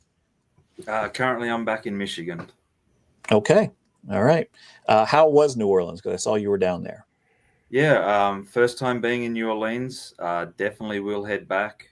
I had a couple of meetings and a dinner the night before last that I went to. First time, again, walking the French Quarter. Now, the police and military presence was just insane. So, while people had said it's a little bit of a rough area, there was no one trying anything this week. There was probably more military and police than people on Wednesday night. But no, it's a fantastic place. Spoke to a lot of different people that are looking forward to the game. I was going to stay down there and try and go to the game, but I had a couple of the kids with me, and 3 tickets was, 3 times the price of 1. So I ended up, bunking out of town and not having to pay that $2,000-3,000 a night for a hotel for a few extra nights. Yeah, and I saw you got to try beignets, and man, that got me wishing I was back in New Orleans. Yeah, I've watched Tatiana, the Princess and the Frog, more times than I'd like to remember. So again, as soon as we hit there with the kids, it was hit the beignets, and we'd gotten a tip the night before on which ones to go to. And then we finished the night and then we finished the night with some gumbo and jambalaya. So, we hit it out of the park while we were there with the food. Excellent. That's great to hear. Okay. I saw you on a stream earlier this afternoon giving some of the plays that you like, but I'm going to see if you repeat them or not, or if you got some fresh plays in the can here for us. Adam, what do you like for the game? Well, I'm going to go Philly money line. I dislike KC as much as I dislike the Patriots for many years when Brady was up there and causing us bookmakers havoc for a decade or so. And again, just would much rather see Philly win that one. On the other one, I don't need to summarize this because I'm playing the Octopus. I said it on Tuesday on the Prime Suspects one. I got 14-1. You just need to rewind this tape about 10 minutes and Jack and that run through it perfectly. So I don't need to analyze this any further. Had Patrick picked that one as he was sort of talking about, I was going to throw in Zack Bourne at 100-1 for the MVP, but right. I'll go with the Octopus. 14-1 is what I've taken multiple times this week. Yeah. No, I think it's got a good reason for it this year, and I'm gonna have a little sprinkle on it. I think I might have missed the best of the price. Patrick did get 16-1 there at Westgate when they opened it up, but yeah, I'll see if I can find a way to get a decent price on this. I agree. So Adam, what are you going to be doing for the game tomorrow, or do you have to do any kind of trading for the game? Not really. So again, what we were doing earlier was just going through the board, seeing where all the money was, going through, we went through lots of the team props. And as I've said, this might be the most balanced Super Bowl I've ever seen in my 20 plus years on this side of the world. Like money line, pretty much dollar for dollar across the different brands, spread the same, even the total.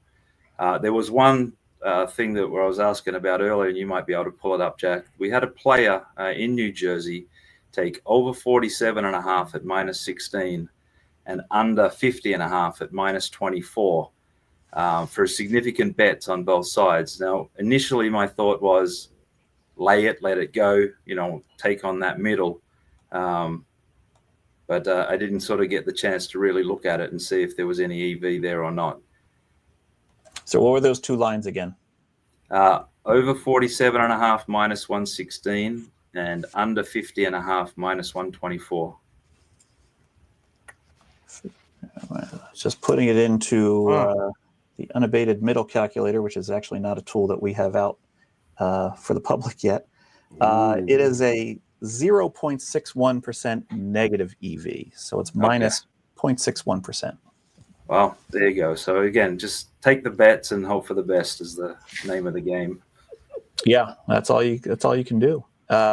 Okay, waiting patiently there. Matt Landis. First of all, Matt, you are a square on the bingo card this year.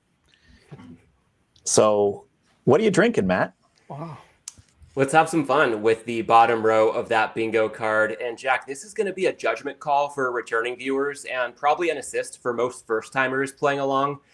I'm going with my SuperStream staple, Celebration Ale. This is an IPA by Sierra Nevada Brewing Company out of Chico, California and Mills River, North Carolina. 6.8% ABV. It's got that classic flavor profile of citrus and pine. And I'll wrap this up by noting it was a favorite of David Malinsky's. And last year on the SuperStream, it also got Rufus's stamp of approval.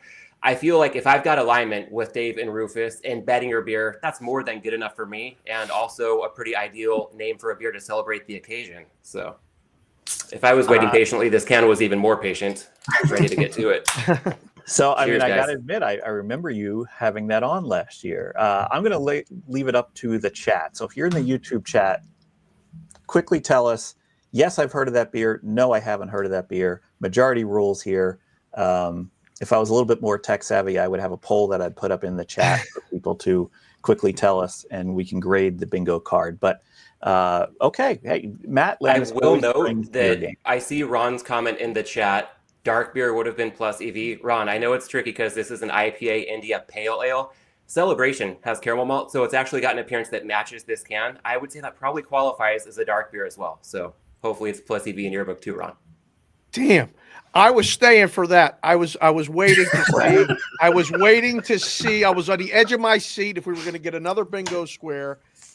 Great job by all of you. Adam, check your email, please. Joe, check your text, please. I know you've both been busy.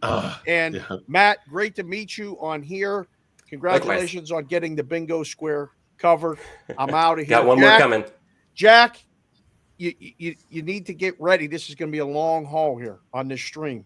So figure out how to let Thomas get in there and run to the bathroom and take a leak. I'm solid. I'm solid. You got a pee jug like Spiky here underneath there, or what? How are you going to do this? It's a long time. We got apparatuses. Don't worry about us, Dave. We got Jesus. See you, boys. All right. Thanks, Dave. See you, Sig. All right, Dave. All right, so Matt, we're up to you. I'm running about 15 minutes behind schedule. I apologize to the green room that's waiting there. But Matt, let's get your play on the side and total. I've glanced over the chat. I'm grading it. More people have not heard of that beer than have heard of it. Therefore, we do check the bingo square, but let's get your bet. All right, and we do have another bingo square coming shortly. But when it comes to the game, my heart's with the Eagles. I know present company is with the Eagles. I can't get rid of the voice in my head that says Chiefs. And honestly, part of me is rooting for this because Adam guaranteed on Prime Suspects this week that a Chiefs win would mean a loss on the game for most books. That guarantee is looking pretty shaky, especially with Prime now needing Kansas City. And when I think about this game, I keep coming back to that bell curve meme where we've got the low IQ that says just bet Patrick Mahomes. Then the curve increases and we're thinking about, hey, have we looked at yards per play? Have we looked at EPA per play? Clearly the Eagles are the better team. And as the IQ curve increases further, it comes right back to just bet on Patrick Mahomes. So your guys' call, whether this is low IQ or high IQ on my part, but my call as far as a forced lean would be going head to head with Joe and Adam. Chiefs money line, seeing that on my unabated screen for as good as minus 106. So I know that may be ruffling some feathers with my Prime Suspects partners in crime. If my days are numbered as the host of this show, now you know why. Matt, we can split it. I'll take the low IQ, you take the high IQ. All right. Sounds like a balanced approach to me. All right. There's been a lot of good reasoning presented tonight about Kansas City money line. Much to my chagrin as a somewhat Eagles fan. Let's get your prop play. All right, so let's break out that bingo card once again because I'm looking at a same game parlay. Jalen Hurts anytime touchdown scorer with Hurts under 36.5 rushing yards. Seeing this at plus 321 at FanDuel, and it's good in my book, down to 3-1. Of course, we've got some inverse correlation here. I just feel like that's overly priced in when we look at the way Hurts operates within the confines of the Eagles offense. Looking at the touchdown leg, the brotherly shove, probably the most effective goal line play I can think of. And fortunately, it has a minimal impact on Hurts' yardage. And when we look at that yardage, I think we've got a couple of free rolls in play here. One, the knee injury, possibly limiting Hurts' production on the ground. And two, if everybody here goes home happy and my Chiefs money line pick is wrong, Philadelphia could be running out the clock in victory formation, and any kneel downs would count against Hurts' yardage. So I know this is a long shot, but at 3-1 or better, I think it's an edge worth playing. And that was 30.5 for the yardage? 36.5. 36.5. Yeah. And you said you were able to find that at plus 321, you said? Yes. Current price at FanDuel plus 321. Okay. I like that play. I gave out a similar play on one of my appearances this week, but with Mahomes, and that he might have attempts over, but yards under. It's a play that we got from Matt Freedman when he was on the Unabated podcast, where he mentioned that. And then when he was on Rob Pizzola's prop stream, he kind of combined them together with an SGP. So it's been something that's been evolving in my head as well. I think it's definitely think of like that end game situation. And with Hurts with the knee, you never know. I agree. There could be the tush push plus yards rushing, and the book thinks it's negatively correlated, but you come out with a possibly positively correlated situation. I like it. All right. I like it a lot. Cheers to that. All right, gentlemen, where can we find the Prime Suspects podcast? Plug that for us real quick. Matt, I'll let you take the lead there. All right, so just about anywhere you find your podcasts. I know that we've got some producers behind the scene doing some good work on video as well. So YouTube, any podcast player, and even I think some YouTube shorts making their rounds. Joe's been really good posting cut downs on his Twitter profile. So just about anywhere. We'll leave it to the audience to decide how they like to consume their podcasts. We need, if our producers are listening, we really do need more cut downs of Adam. Me freaking out is not nearly as interesting as nuggets of wisdom that he gives out on actual betting.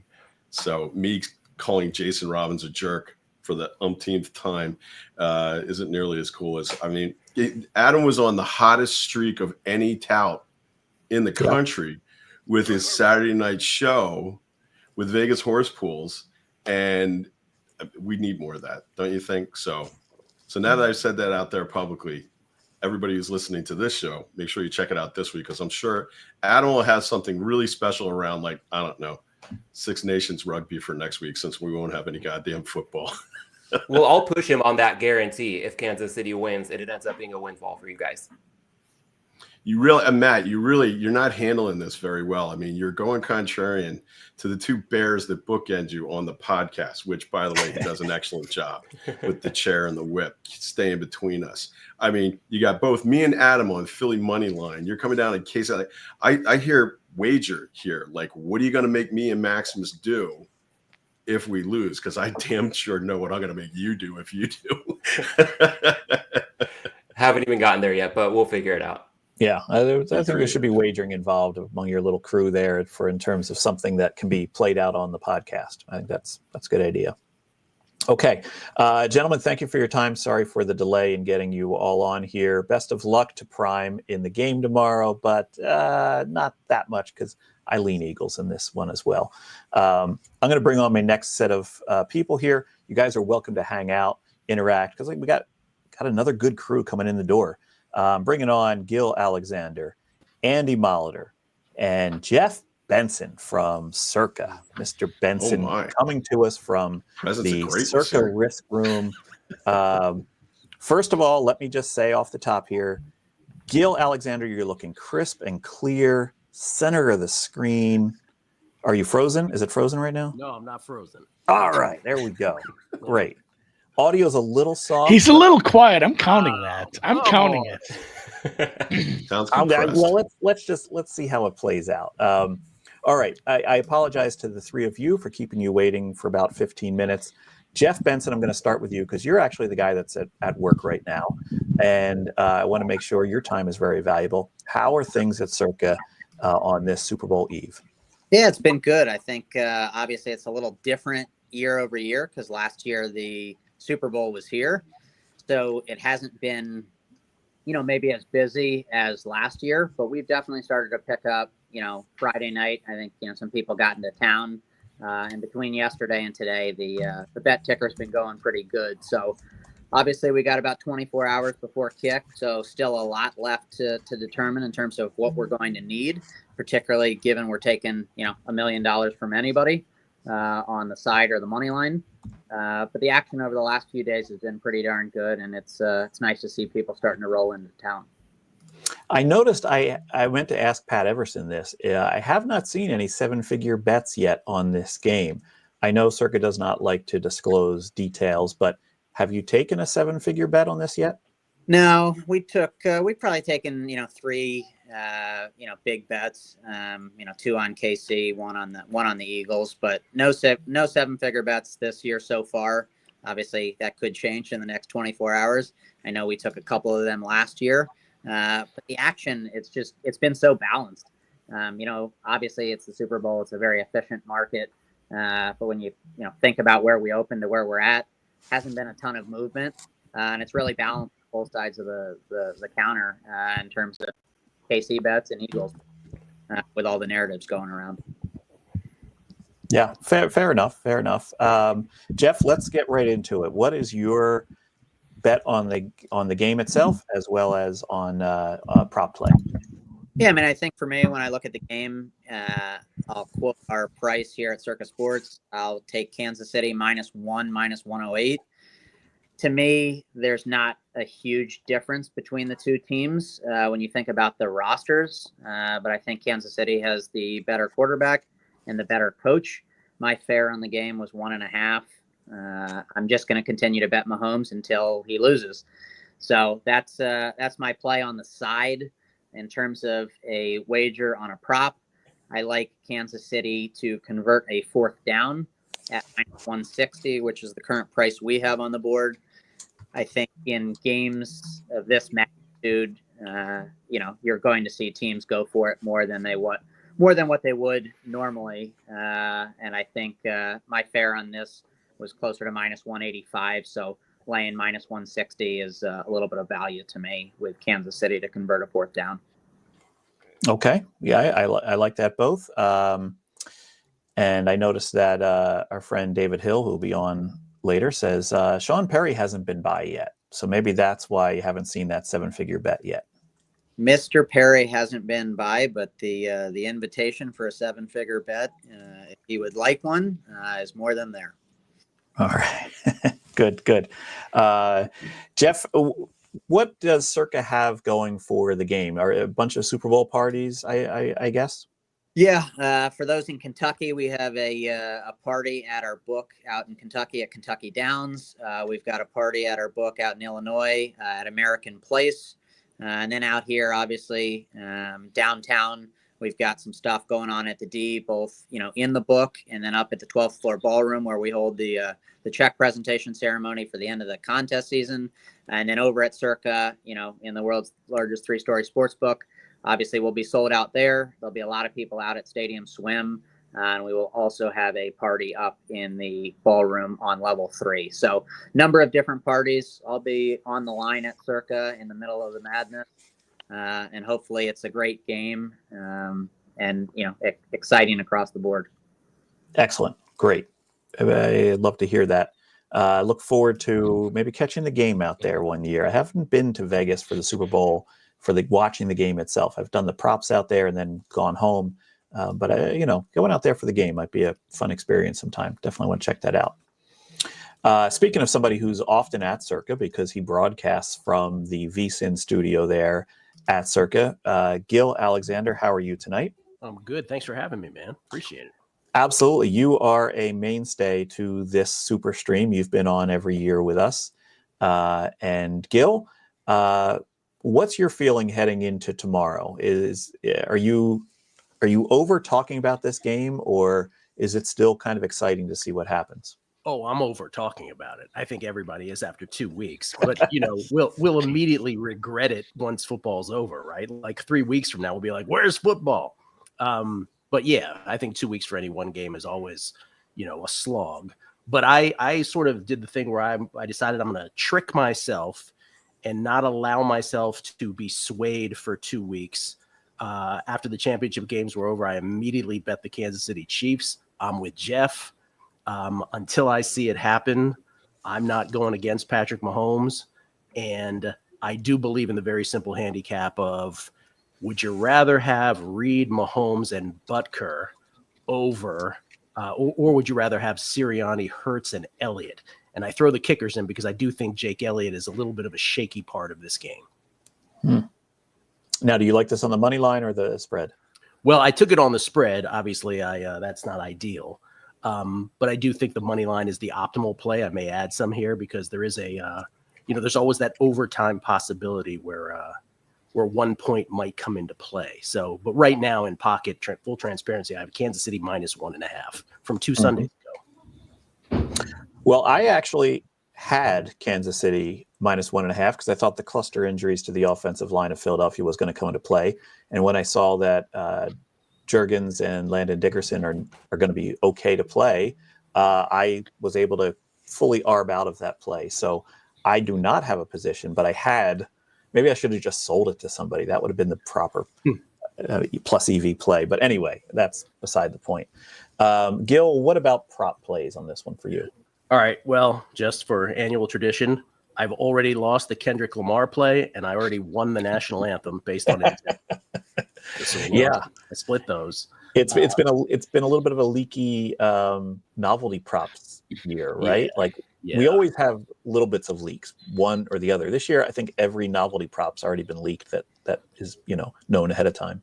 Well, the anthem was 125 seconds when it started. That was way too high. And then Kendrick Lamar at some offshore books, I think they scoop all the money because I don't think the number one song, the first song, was actually part of the choices. So there's that.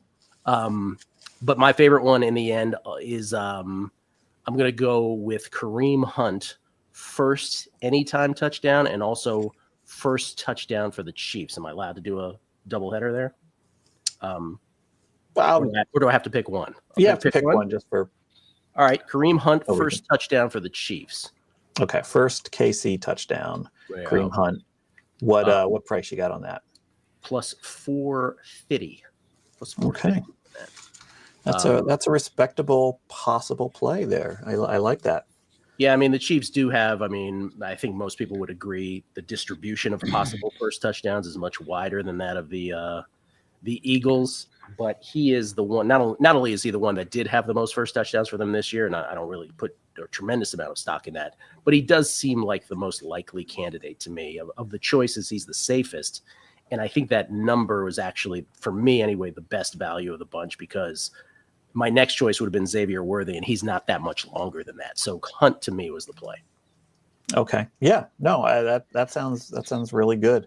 Gill is ready to testify in exchange for immunity. That's what the chat says. Hey.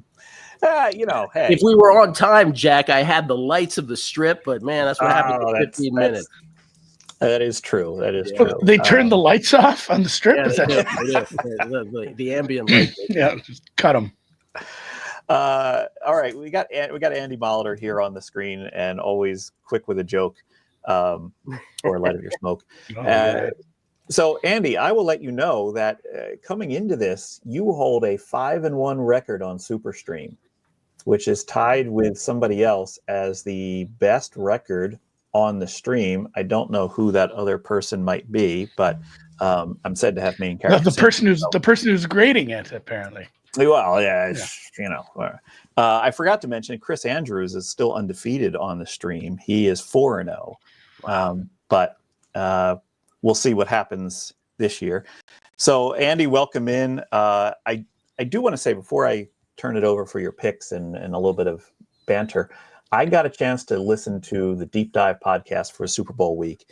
Once you get past Drew Dinsick being a little half in the bag, talking about where he's going to get oysters and things like that, you guys had a really solid analysis. And I love the way you did it, in that you basically went through all the game situation outcomes and then kind of crafted what the narrative is to make those happen, which helps a lot of people kind of work through their prop bets. In other words, KC and the under, Philadelphia and the over, Philadelphia and the under, KC and the over. Kudos to you for that. I really enjoyed listening to that, and I got my own mind thinking as I listened to it. Yeah, that was going back to what Gill just said. I didn't even want to do an episode. I didn't want to do a deep dive podcast. I'd done other content. We talked about the game the week before. I'd written newsletters and articles. Like, I don't want to do this anymore. Like 2 weeks, usually you get 16 games. You have 6 days to talk about it. Now you have 2 weeks to talk about one, but that's where, we called the audible and I said, what if we do it this way? And Drew's like, yeah, Drew's drunk. It didn't matter. He's like, yeah, we'll do it. So he did. He calls in from like a patio table in wherever, and I'm like, well, you have to move. I can clearly hear Mike Florio loudly talking in the background. He's like, you can hear him. I'm like, he's on like a microphone, man. So he had to, you can tell like the people, if you watch the stream, there's like people eating at this restaurant while he's just doing a podcast, and there's some waiters that are clearly annoyed that he's been there for like an hour. But no, it was fun. I appreciate that you liked it. I want to get some Drew Dinsick drink recipes, because he was talking about he's quite a mixologist. So I want to hear more about that from Drew. Last year he called in from a tub in the Pacific Ocean, basically in Hawaii. Is he staying for the game this year? He should be back by now. No, he did head back to California, so he'll be back. Okay. Yeah, poor guy has to be in Long Beach instead of New Orleans right now. But because I'm getting 3 inches of snow tonight. Right. Well, I mean, sounds like next year you guys hit Pebble Beach and then San Francisco for the game. Yeah, it sounds a lot better than this, but yeah. And he did nothing to dissuade me from the team I liked either. Jesus, I like it more when we disagree. It makes you think a little more rather than just, oh, buddy, we got this in the bag. We're saying all the right things. Yeah, it was a good analysis either way. Even if Drew was a little bit, we'll see. Okay, Andy, I want to get your plays here. Yeah, Eagles straight up, and to go to what Benson said. And it's hard not to agree. Better quarterback, better coach, better kicker. But from there, that's kind of it. And, as much as Sirianni's kind of a knob dick, it's been a good coaching staff. Bringing in Fangio, obviously Big Dom there to keep control over everything. It's been decent with Kellen Moore. I wasn't super excited about that this year, but I mean, the play sequencing, the play calling, it's been pretty damn good. Obviously, the roster doesn't hurt either, but yeah, I'm pretty good with the Eagles in this one. I'm fine with that. It's gonna feel like the ultimate. Oh, you bet against Mahomes. Nice job, dummy. But I just can't do it at even at the current pricing. But I mean, when they were favored and you're getting plus 105, plus 110, that felt wrong for a game that I had the Eagles as slight favorite 10. Okay. Excellent use of knob dick, by the way. That's I gotta shout out my dad. That's I was gonna put that on the bingo card, but that's an insult you like to throw around. Andy, what's your play on the props? Boring one. I didn't get a big number or anything, but you got to keep the record alive. And this one's gonna hurt right away when we get a 3 and out. But I have a Eagles under 165.5 yards of gross punting, not net punting. This is gross. Doesn't include returns. If it's a touchback, obviously they just count it to the goal line. Mm-hmm. I have it modeled a couple different ways, but I really have it as very few possessions in the game. And obviously, man, the Kansas City's run defense has fallen off a cliff for like the last, 8 to 10 weeks. It doesn't take a genius to tell you what Philly's run offenses looked like. Feels like they're going to be able, even if they're crossing the street 100 times, as people have said, they're going to sustain drives. There's going to be a lot of fourth down attempts. If you go back and look, there are games where their punters had like 400 gross yards, but it's against better defenses, better teams. I think one of them was the Ravens. I expect him to punt 2 or 3 times, and there's even a chance you could be under this with 4 punts. Okay. I like that. All right. I actually have under 331.5 for both teams combined, using a lot of the same handicapping there. So I can. Oh, what's the price on this prop? Minus 115. Found that over at before Benson was the GOAT. Dave Mason was the GOAT. At least on Twitter. I always enjoyed him. So found that over at BOL. Bet Online, yes. Yes. Matt, I know you have to step out. Thank you, though, for hanging in there. We've had a few Irish goodbyes while we've been chatting here. I'm going to update the bingo card, but Matt, you're not one of them because you text me that you need to step off. Sure, yeah, just about time for a refill. I'll catch the rest of this off the air, but Jack wanted to thank you for all you do year-round for the sports betting community. Especially appreciate you, Tom, and the Unabated team putting this on tonight. It is such an honor to be part of it. And to everybody watching, if you're also finding value in this, please go ahead and like and subscribe if you haven't done so already. Hope everybody enjoys the game tomorrow. Best of luck with your bets, guys. Cheers. Thank you, Matt. Flattery will get you everywhere. Okay, let's fill in. We did an Irish goodbye. Joe Brennan dropped off. Jeff Benson dropped off. We had a guest not show up. Should I say who it was? I'll say it. He's usually under a cloud of smoke in Southern California. That's right. That has a different meaning these days, right, Gill? Well, yeah, I hesitated the last time I said it. I was like, I can't say that anymore for a while. Yeah, that's not fun. Did you guys hear that?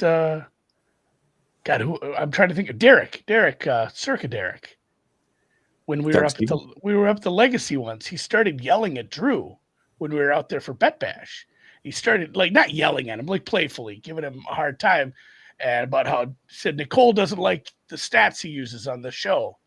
And he said this WOB plus, and he starts naming all these baseball stats that he didn't want to hear anymore. And he's half in the bag, and we're having fun. And finally, it dawns on him he thinks he's talking to Spreadopedia. Because Drew's so confused what he was talking about. He's like, oh, he thinks he's talking to a completely different person. It was after a long night up there in the Legacy. That's the Kelly Preston Johnson story at the South Point, where someone from across the South Point just started yelling at Kelly Bidlin, like, "You suck! Your picks are awful!" And he's like, "Oh, I think he thinks I'm Preston with the beard." Yeah. I mean, Kelly, I sure wouldn't mind owning a soccer team now. No, it's a pretty good comparison, actually. I don't look like any. I got a Scott Kahn, maybe, I've been told, but he doesn't do betting content. There's a lot of nights up there at Legacy Club during Bet Bash where there's, I don't know, misunderstandings or misrememberings or whatever. It's always an interesting time up there. Yeah. Okay. Gentlemen, thank you both for hanging in there with me. Gill, do you have to work tomorrow for this game, or are you finally on your weekend? I do work for 1 hour, 1 United States hour of television programming. That's it. That's not so bad. Yeah, early in the morning. That's okay. I like that. And then, Andy, are you guys doing a halftime stream for this? Oh yeah, got to do a halftime, which is one of the worst parts that I missed the thing. Not that I care. The only one I've liked in the last few years. Obviously, I grew up in like the 90s, 2000s. I did have to go back and watch the Eminem 50 Cent Dre one. That was good. That was pretty good. Usually these halftime shows, it's like, oh no, I missed whoever this time. But no, we'll be putting in the work, trying to find a one last second half winner. We didn't do a Pro Bowl one. Guess the answer was the over. Because that Pro Bowl total was like 80 something, I think, and I think we got to about 160. Yeah, that was pretty bad. Okay, great. I'm going to add some more people into the show here. You guys are welcome to stay on, hang out. We still got hours to go here. Bring it on. Who it is. It's actually a very smart group here coming in. PlusEV Analytics, Matt Buckholder. Yeah. And the better known as Chinamaniac coming in here. So welcome, both of you. PlusEV, I know you've done the stream before, but I think we maybe missed a year or two with you. What's my record? I don't even know. I only kept track of the ones that were either undefeated or one loss. By the way, Andy Molitor's one loss was on a 40-1. On LA over 8.5 sacks in that Super Bowl. And I believe he said it was the top of his ladder that year. So Andy Molitor really probably takes the trophy so far as to winning record here on the show. Sounds like a him problem. Yeah, I wouldn't even have known that. Your prop card gets big. You forget which ones you give out on what shows. Yeah. God, just kind of dominating. And then Chinamaniac, I'm going to call you China. It's your first time coming on here, but appreciate China's been doing a lot of great content lately. If you haven't been checking him out, excellent content on what it's really like to be a professional sports bettor, scaling, working with other people, getting bets down when you're limited everywhere, things like that. So that's a lot of good content. Before we get into the round of picks here, let me just update the bingo card because somebody mentioned it on the comments. We're close here. We're close. We got a 5 of a kind coming here. I'm not going to influence the people in what's going to happen as they give their picks here, but we're very close. Okay. China, I'm going to start with you. All right. What are you thinking for this game? First of all, you're a guy that tends to get some action down. Can you give us an approximate of how much action you have on this game tomorrow already? I'd guess the mid to high 6 figures on just props. Excellent. Somewhere in there. I don't know. I stopped keeping track a few days ago, and it just keeps piling up. Just keeps piling up. Now, are you playing them based on certain game narratives or just on value that you find out in the market? Value and just however the model spits them out, what I think's gonna be happening. Fair enough. Enough. Sure. Okay. Well, what is your play on the game first? Side or total? All right. Well, I don't have a side or a total, but I know I have to give you one. So I want to see the Eagles win. So I'm going to take the Chiefs here. Money line, whatever you got for the best money line. We're giving everybody, I think, minus 106 on that, which is the price at South Point, I think it was. See, this way here, either way, I'm either gonna win on the stream or I'm gonna get the Eagles win. So which is more prestigious? Yeah, and with the total, I'll take.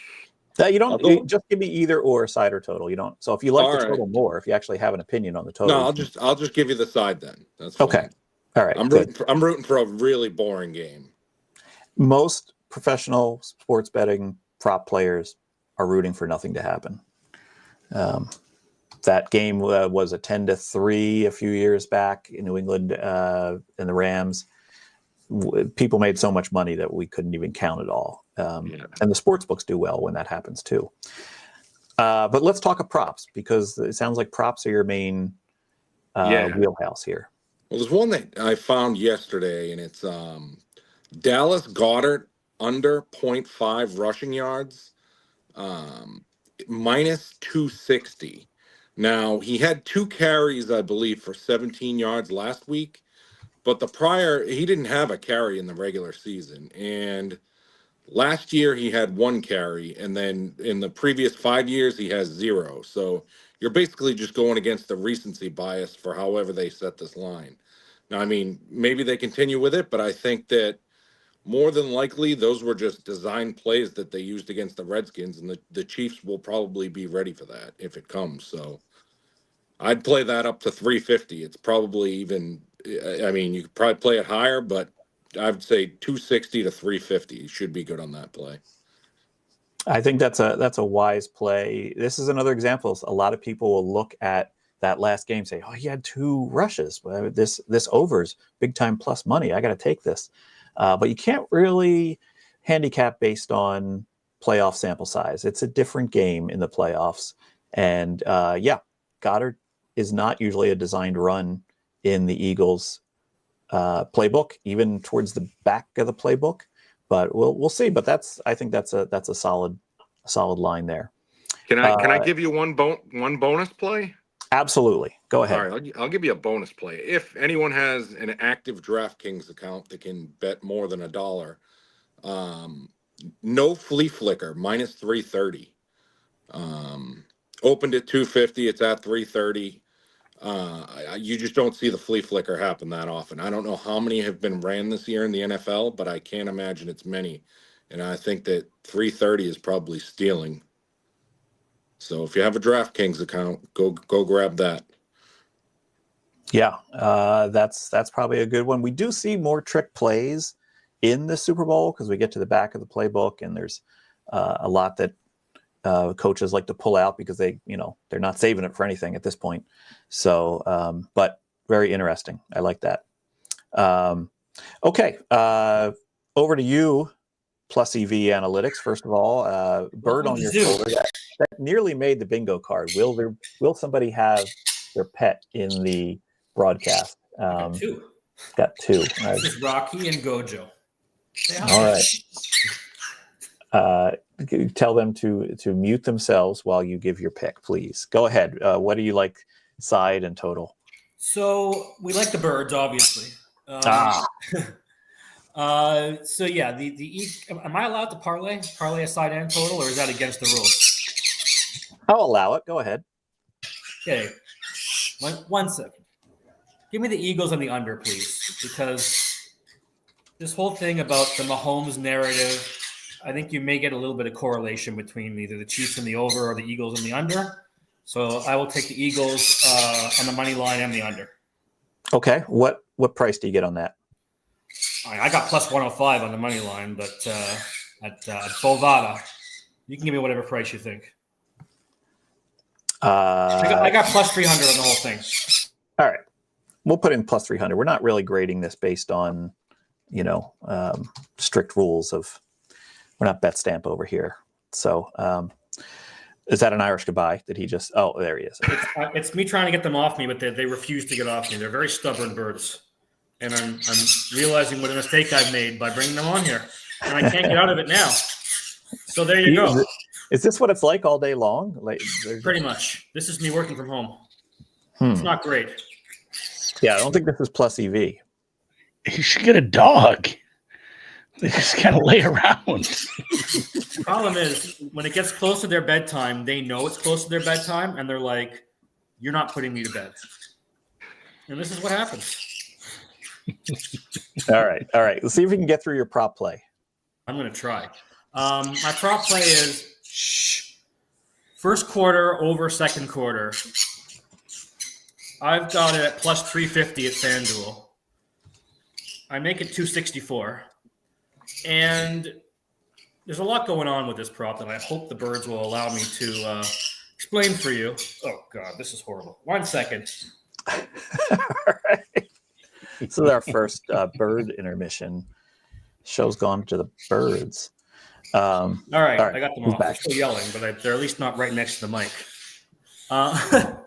So obviously the first quarter is a dog. The second quarter, because the first quarter starts with a kickoff, and the second quarter could be first and goal from the 1 for all we know. So that's why you get the price you get. Based on the history of games similar to this, like I said, I make it 268. Sorry, I make it plus 268. It actually may be a little better than that this year with the new kickoff rules. You have teams starting on the 30, where in past years they would have started on the 20 or the 25. So you may get a little bit of bump off of that for the either a first quarter over or a bet like this where you have first quarter over second quarter. There is no tie market, so it can push. So I've got it at plus 350. Okay. I think that's a strong play. This was the one that you sort of teased on Twitter, and people did seem to vet it out fairly well. Twitter, Hey, we got some pretty good detectives on gambling Twitter. I'm thinking with all the 1,000 props out there at all the different books, if I quote a price, like there's no way anyone's going to pick up on the trail. But hey, you get surprised every day on gambling Twitter. Yeah. All right. I like to, I didn't put it up on the screen here. Let me put that up on the screen. Everyone can see that there. So he's doing a parlay for the side, for the straight bet rather, money line, Philadelphia, and the under 40. I gave you 48.5. That's seems to be about market line.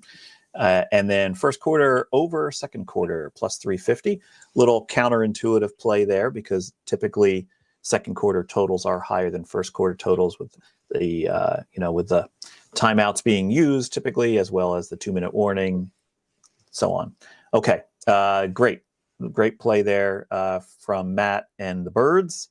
And just curious, and I'll throw this out to all three of you. We'll just go rapid fire, and then we'll bring in our next round of guests here. Rapid fire.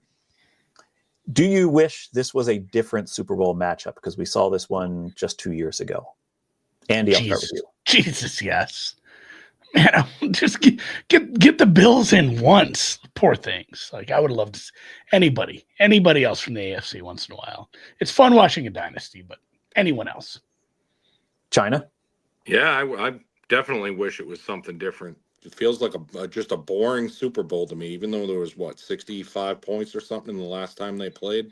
I'm just, and I'm a New England guy, so I don't want to see Mahomes get close to those 7 rings. So I definitely want a better matchup or a different matchup.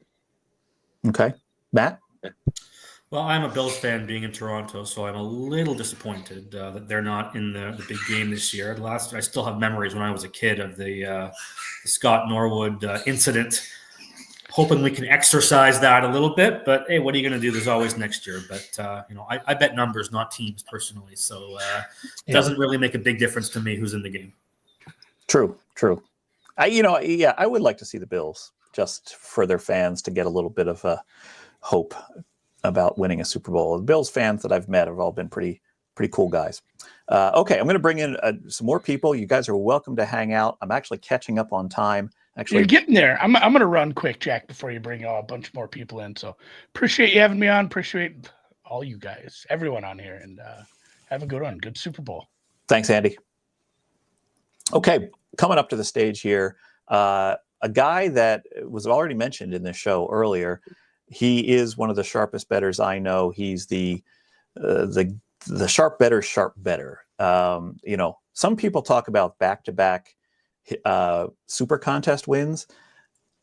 This guy kind of won back-to-back literal houses in contests. So I think that trumps that. So coming up is the legendary FrankB. Frank, good to see you, sir. Hey, Jack. How's it going tonight? And we're going to continue our theme of guys that have won things because I got a circa survivor from last year. He goes by LAJoneser on Twitter. It's Greg Jones. Greg, Hey thanks guys. for joining How's it us. Yeah. So, okay, look, we got it. This is a cool room because we got a wide variety of people here that attack sports in different ways with different ideas. This is the fun of SuperStream. Frank, I'm going to start with you. Frank, it looks like you're south of the border right now. Am I correct? Yep. In Mexico, came back after 1 week in Vegas to strategic week. Got the props Wednesday through Wednesday. Came back Wednesday night. I'm going to watch the game here. Nice, very nice. How was your visit to Vegas? Did you get down as much as you would normally get down, or is the bloom off the rose in trying to get down on props in Vegas? Yeah, I would say it's the latter there. For me, it was one of those things that you don't want to miss. Last year I came and I took off before the game was played. Also last year, it used to be that the first 3 days of betting, which were pretty much Wednesday, Thursday, Friday, right after conference championship, that was where you got a bunch down. But it's shifted over the years, the last few, and now everything. I'm sitting here tonight. I'm getting a lot of stuff in, tying up positions. This will continue on right up to kickoff tomorrow. So I'm not even close to halfway where I want to be. And Okay. I didn't get a whole bunch in. I did go to Westgate. Saw some of the guys. It was like a sort of a skeleton crew of what it was, say, 5 years ago. And instead of waiting 30, 40 minutes in line to make your bets, you had to wait 10. So it wasn't that big a deal because, a lot of these other places, they're up already. So, it's not quite what it used to be. Yeah, and that's the impression I've heard the past couple of years. Is it still worth it to make the trip, though, in your opinion? Yes. I appreciate Westgate, the way that they are trying to hang in there and like when you go to Westgate on Thursday, which before that was Wednesday, and way back when people remember was Tuesday, they try to make a thing of it. They put stuff up. They're going to put theirs up. You have the template from last year, and you're going to see pretty much the same stuff, and they're just going to change the names and the teams, obviously. And they're going to put stuff up. You can count on them to get, 2,000 a bet, two pops at the window, get to go to the back of the line. And, I just for that, I would go. And as far as getting around town and going to the other places, it is so hit and miss going into these places. They don't really tell you when they're going up. And, a lot of it's app-based, so that thing. But just for the Westgate, I do make the trip. Okay. And I want to mention you did a hour-long podcast episode with our friend Anthony Curtis from the Las Vegas Advisor, and it was you and Fezzik talking Super Bowl prop strategy.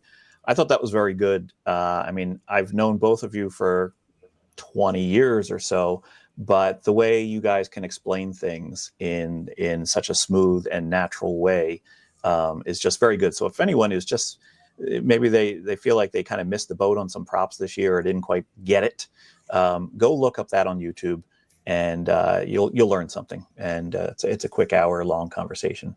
Yeah, it only lasted an hour, but we could have gone hours and hours and hours between talking about Super Bowls past and the way things were and the way they are now, and just going through the props in a more detailed way. We literally could have gone 5 or 6 hours. Nice. I'm almost at 5 or 6 hours. I don't know, but give me your prop plays for what you got here. Well, let's start with the game. So side or total, your pick. You know what? I've actually gone back and forth on the side, so I'm going to steer clear of the side, and I'm going to use the under. I see that on the screen. South Point just went to 49, so there is a 49 out there. Everybody else, it looks like they have 48.5, and I'm leaning on mostly here. Not just the coaching, because in Spags we trust is something. He's going for his 5th ring, and I think he's going to come up with a game plan that is going to mitigate the serious damage that can be had from the rushing game. And he's going to try to figure something out there, slow him down, and mostly try to prevent those big games, because Saquon is one of those guys where he'll go 1 yard, 3 yards, 2 yards, 4 yards, 33 yards. He kind of reminds me of Barry Sanders. And then, so I think he's going to be able to get it done to hold them down to where it's a reasonable point total. And then as far as Philadelphia against Kansas City, I mean, I'm getting deja vu with the Kansas City Chiefs and their offensive line issues from the Tampa Bay Super Bowl. They had a problem there at the same position, I think, at left tackle. Eric Fisher was out. And what did Tampa do?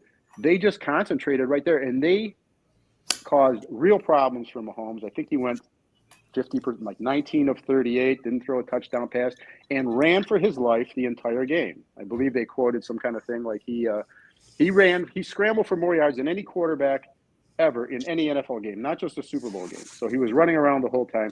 I'm not saying it's going to be that severe here, but I do think that the offensive line issue, the problem that they have, that weakness, that weak spot, is going to be a problem for them. So I'm going to lean on the defenses here, and I'm going to go under. Okay. I think that's look, I'm going back and forth in my mind too over the side because there's been a lot of good reasoning given so far tonight. So let's get your prop play, Frank, and everyone's waiting on this one because you are known as one of the best Super Bowl prop bettors out there. I had a short list here of ones I was considering, and I want to keep in mind, like you kind of want to give out what's available, because there's a whole bunch of stuff you could give out that's really good. But you know what? Right out of the gate, Thomas took one off my list, the Samaje Perine one. He's and Matt's on here too right now, and it would be. I'm interested in asking, like, purely stat guys, what they make of something like this, where it's a player-specific prop as opposed to a game-specific prop, and you have to use such a smaller sample size to do your analysis. And you have Samaje Perine here that has caught a pass for 10 yards or more in 14 of the last 15 games. And you have two props available to you. You have your receiving yards, which are 7.5, which I did make that bet, over -110. I also got some on over 6.5. And then you have the longest reception, which he has a catch of 10 or more in 14 of the last 15. So obviously he has yardage that equals that or more. And and you can get that at 5.5, I believe, over like 34 at Pinnacle. And I quote a lot of offshore lines because 90% of my stuff these days, being out of the country, is offshore. And then there's a 6.5 stuff. It goes all the way up to like 8.5. So Matt, I would ask Matt, like, how do you account for, the shorter sample size? How much weight are you going to give to something like that that's so extreme, in my opinion, 14 out of 15? It's not going to be a great answer, but I have no idea. And this is mainly why I stay away from these player props in games like this and stick to the game props where there is more stability across. I can look at 1,000 different games ranked by similarity and spread and total to this one. But when it comes to players, unless there is a good reason I can think of why the market would get this wrong, I don't have much player prop action at all in this game. So wish I could be more of help to you, but I got nothing. Yeah, well, you can contrast that too with one that's out there, which is I mentioned it on the show with Fezzik too. Is the prop that is, will the team that scores last win the game? And it seems like, okay, there should be runs on that because yes, should be the favorite, but that one has won 18 games in a row, 18 Super Bowls in a row. Now that's rather extreme, and given that the price was -200. At what point do you take something like that and you go, it's more likely that this thing is priced wrong than this is just on some fantastic run, which is thousands of one probability that it would occur if it were going 18 straight? I'd probably look at the set of Super Bowls. If the set of Super Bowls is telling you something different than the set of past games with a near pick'em and a 48, 49 total, people will likely overestimate the difference between, okay, this is a Super Bowl versus this is your regular, -1/48.5 game. So if there's something with a strong signal one way in Super Bowls only and a strong signal the other way in a larger sample of games in general, I would tend to fade the Super Bowl stats, if that helps. I haven't priced up a specific one, so I can't tell you there. Yeah, I think your birds agree too. So it's kind of a data mine thing from a bigger sample. So, okay. So I'm going to go with something different that instead of the Samaje Perine, because you already have that one up, I'm going to go with A.J. Brown. This is at Westgate, and the line is there right now, plus a nickel. AJ Brown to score a touchdown before Travis Kelce. I'll give you a quick reasoning for it. There's a few players on the Chiefs that are obviously on decline, and I believe Kelce is one of them. Now, the big problem when you consider Kelce props is that his regular season resume would lead you to a very definite set of lines for his performance. But then there's playoff Kelce over the last few years, and that's radically different. And so you got to decide how much weight you're going to give that. For the overall sample over the last 3 years, here's Kelce, 2022, 16 touchdowns, 12.5 yards per catch. 2023, 8 touchdowns, 10.5 yards per catch. And then this year, 2024, 4 touchdowns and 8.5 yards per catch. An obvious decline. And where the TDs go, it's basically a half-life progression going 16, 8, 4. And so I think that he's, he is definitely on the decline, and I think he's overvalued based on his playoff record and his extreme performance. So I'm going to take AJ Brown, who's scored in 8 of 16 games. That would be even money against a guy who's only scored in 22% of his games. Even though I'm going to account for some playoff Kelce stuff in there, I still think AJ plus 05 is a decent bet. Yeah, I like that. And that was at Westgate, you said? Yeah, it's there right now. I checked before we went on. I missed I that. bet it at only one other place, and I bet it there, but I think it went one way and they bet it back because I think Kelce just gets a lot of attention, and they're just going to keep betting Kelce stuff. So maybe you wait on that, just like maybe you wait on the under. All right. Thanks, Frank. That was some great information. I'm going to bring up to the stage here Henry from NoVig, Big Buck Hunter on Twitter. Henry, welcome to the program. Greg, I'm just going to bump Henry here just because Henry's got a little bit more of a time constraint. Thank you, Greg. I have a toddler and an infant in the house, and I won't go any further. Yeah. So, Henry, how's everything going at NoVig?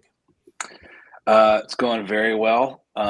We're closing in on, I think, 2 million traded on the Super Bowl so far. I'm guessing we'll do another million tomorrow right before the game, just based on the playoffs. It's a good milestone. Everything's charting up in a way that I'm happy about. So I get some sleep at night. Nice. And I believe, because on sweepstakes books, anything kind of goes. That's actually a prop at your sports book is how much you will trade on the Super Bowl. Is that correct? It is. I think we pulled it where it's like minus 800 or something to go over right now. Because if we're even close, it's pretty easy to artificially get it over. So it's the marathon gap that Shift the Justice posts sometimes. Or the LeBron 10 points is another example. If you get close, you're going to get there. That's what I'm trying to say. Right. Yeah. No, that's great that you can put up some props about yourself up there. Okay. So, Henry, this is technically NoVig's second or third Super Bowl? This is our second, but it's our first with the sweepstakes product. Right. So it's a bigger scale. It feels like the first. Yeah, for sure. Okay. All right. Yeah. When you're kind of putting together your packet of props, what's your process? Is it just anything goes, or is it like, let's think through this and what the public likes? Yeah. So for us, we started with just the most popular public slates of things. And then the next level is things that specifically people tell us they will seed themselves. And especially if they want to seed both sides, because a lot of the stuff we don't want to paint a number on. And then beyond kind of like classics, we try to lean a little bit more into absurd things, like the total volume,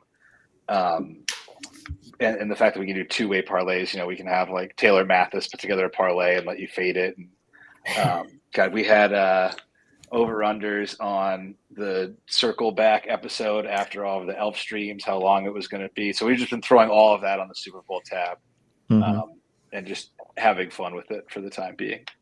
Nice. You got a play for us for the game, side or total?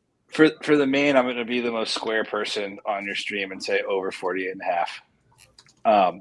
I know it's wrong because I can see the odds history. I know that I should take the over, but First of all, the Super Bowls just keep repeating themselves, and we already saw it went over 2 years ago. And the NFL has shown me nothing to think we're going to get anything novel tomorrow, because it just feels like Groundhog Day over and over again with these Super Bowl matchups. But just practically speaking, I think there are both offenses are built for end of game drives that get you both at the end of a half and end of a game, like past where you thought you might have been trending. You know, like you get to a spot where you're under and there's 30 seconds left and boom, touchdown. So I mean, it's not a good play, but if I bet it, and I just like to bet on sports. So I kind of like that we finally got somebody taking the over on the stream here, because it feels like when you watch the pregame show and they all take the same team and you're like, well, that's not going to win. So you got to catch the falling knife at some point. Right. Exactly. All right. I'm interested to hear what your prop play is. And if this is that the Taylor Mathis parlay won't cash, I'm going to kick you off. Does anybody have an anthem number up anymore? I'm just checking. I couldn't believe find they've one. all come down. Yeah. Okay. So we won't even touch anthem. You mentioning it does satisfy the bingo card, though. It does. Okay. There we go. All right. So I think I'm not the first bookmaker that's been on this stream, but I do feel a little weird touting a prop if I'm taking action on the prop, because it's like, well, then why are you hanging this number if you think that's so good? So I'll skirt it a little bit and say,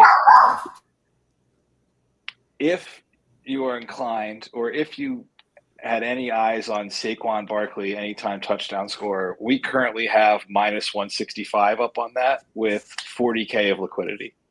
So the rest of the world is minus 185, minus 190 kind of territory. Minus 200, minus 195, minus 165, and you get 40K down. How can you say no to that? Is that your play? That's my play. Do I get my good number? I feel like 40K is enough liquidity to valid number. Everybody gets their number on this show. There we go. That's not any concern of mine. Okay, so you have the over 48.5. You have the Barkley anytime TD at the world's best minus 165 price at this point. So very interesting. Look, that's the thing about anything in sports betting. It's all about the price.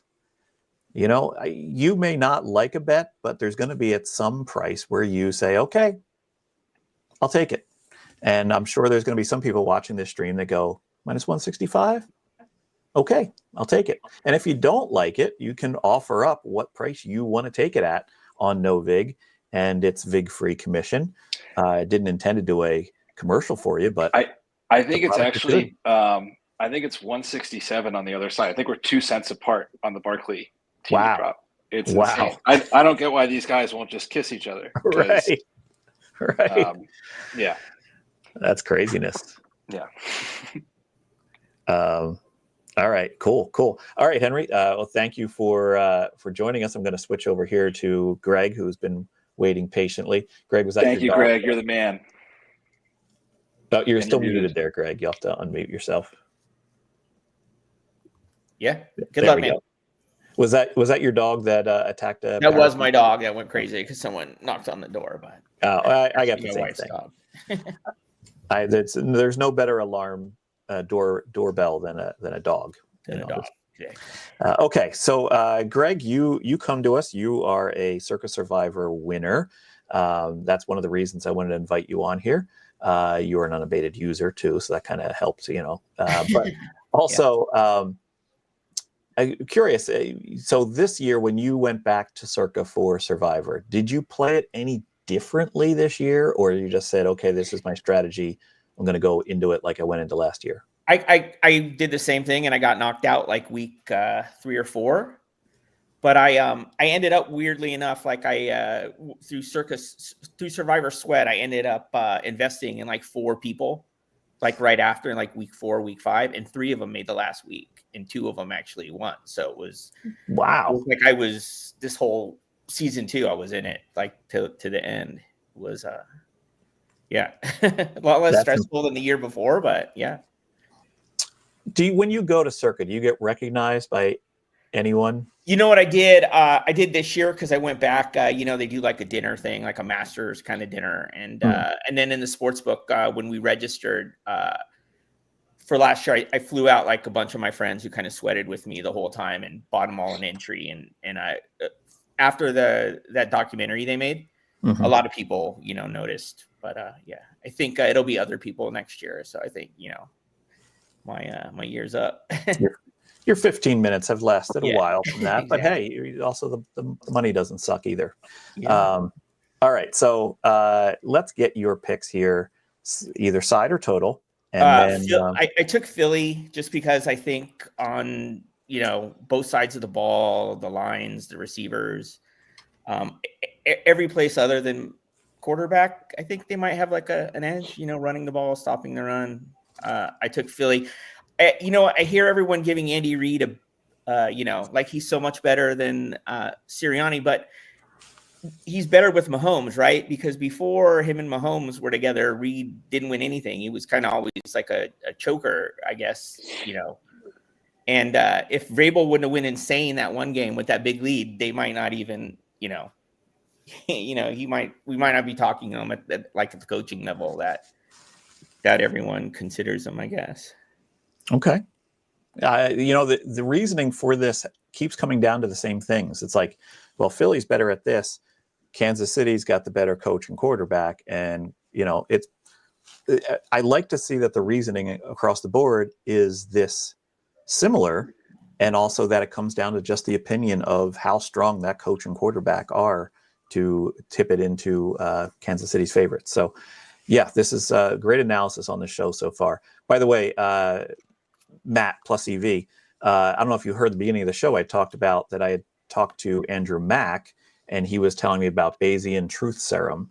And I said, well, this SuperStream that we do has proven that theory a little bit of the majority, the wisdom of the crowds of people that have come on here, and kind of the majority has been right all the past 3 years on both side and total. So and you're moving markets too, aren't you?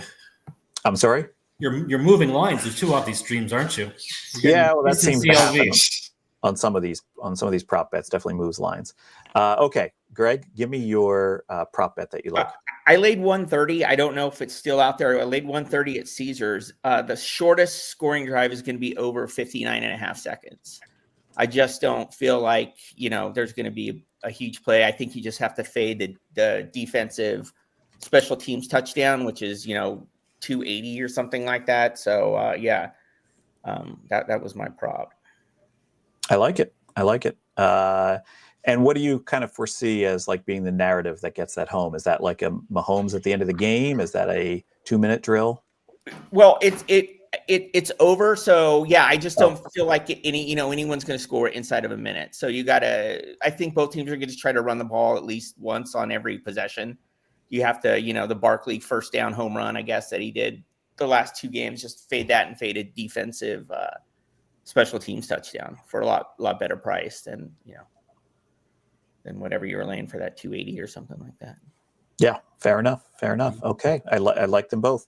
All right, I'm going to bring in some. Okay. Matt's waving goodbye. We got a couple of different people waving goodbye. Thank you so much for joining us here, guys. And we're going to restock the room and see who else comes in. Let's bring in some more people, and then I will introduce them as we go here. Okay, so on the screen right now, Frank, you having a little trouble there? You get off. There we go. All right, I think Frank was able to find the button. Okay, so joining me here, starting up in the top row, a guy that was known as various Twitter handles over the past few years. Sport Trade Dan, I think, was Kooby Snacks. Was that ever your Twitter handle? I don't know. But Dan Koob, who has a new venture, which I'm going to ask him about here in a second, but formerly of Sport Trade. Dan, welcome in. Thanks, Captain Jack. Much appreciated. I love to dip into this space once a year, as you put it. in your DM to me. So much appreciated. And I've got some fingers behind the scene here. TV at work's been doing work for me because I logged in my unabated account to find some real gems, and I had to call in some backup. So very appreciative to you, Tommy, and happy to be here. Great. We're going to get to your plays here in 1 second. Also joining me, somebody that should be familiar to anyone who is a subscriber to this channel.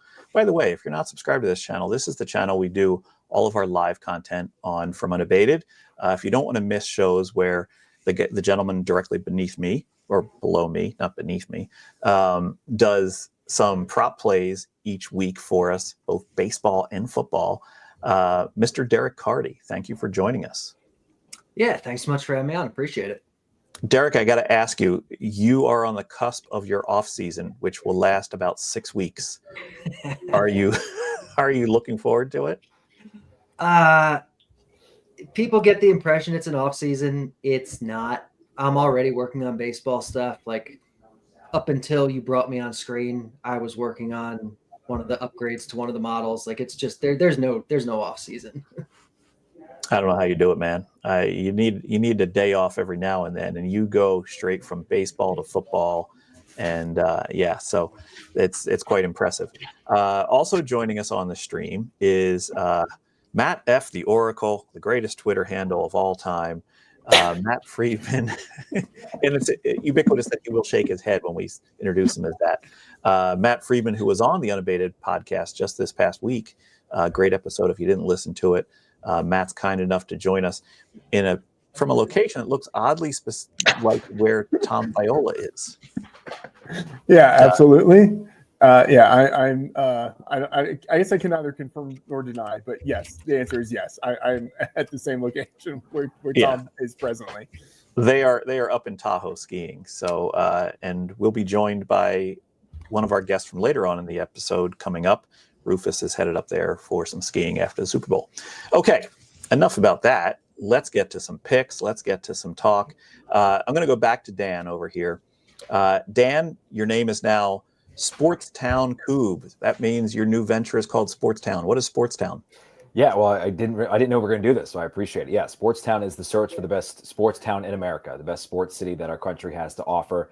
A new show that's on our YouTube, and if anybody watching this works for Netflix or Prime or whatever, please talk to me. We go town to town, basically putting places and faces and names to all the best traditions that exist in sports in America. That could be the NFL, MLS, that could be anything. Certainly college basketball. And our pilot episode that we were able to shoot in Lexington, Kentucky with the Kentucky Wildcats is going to come out next month on our YouTube. So we are at Sportstown Show on all socials. Give us a follow and check us out.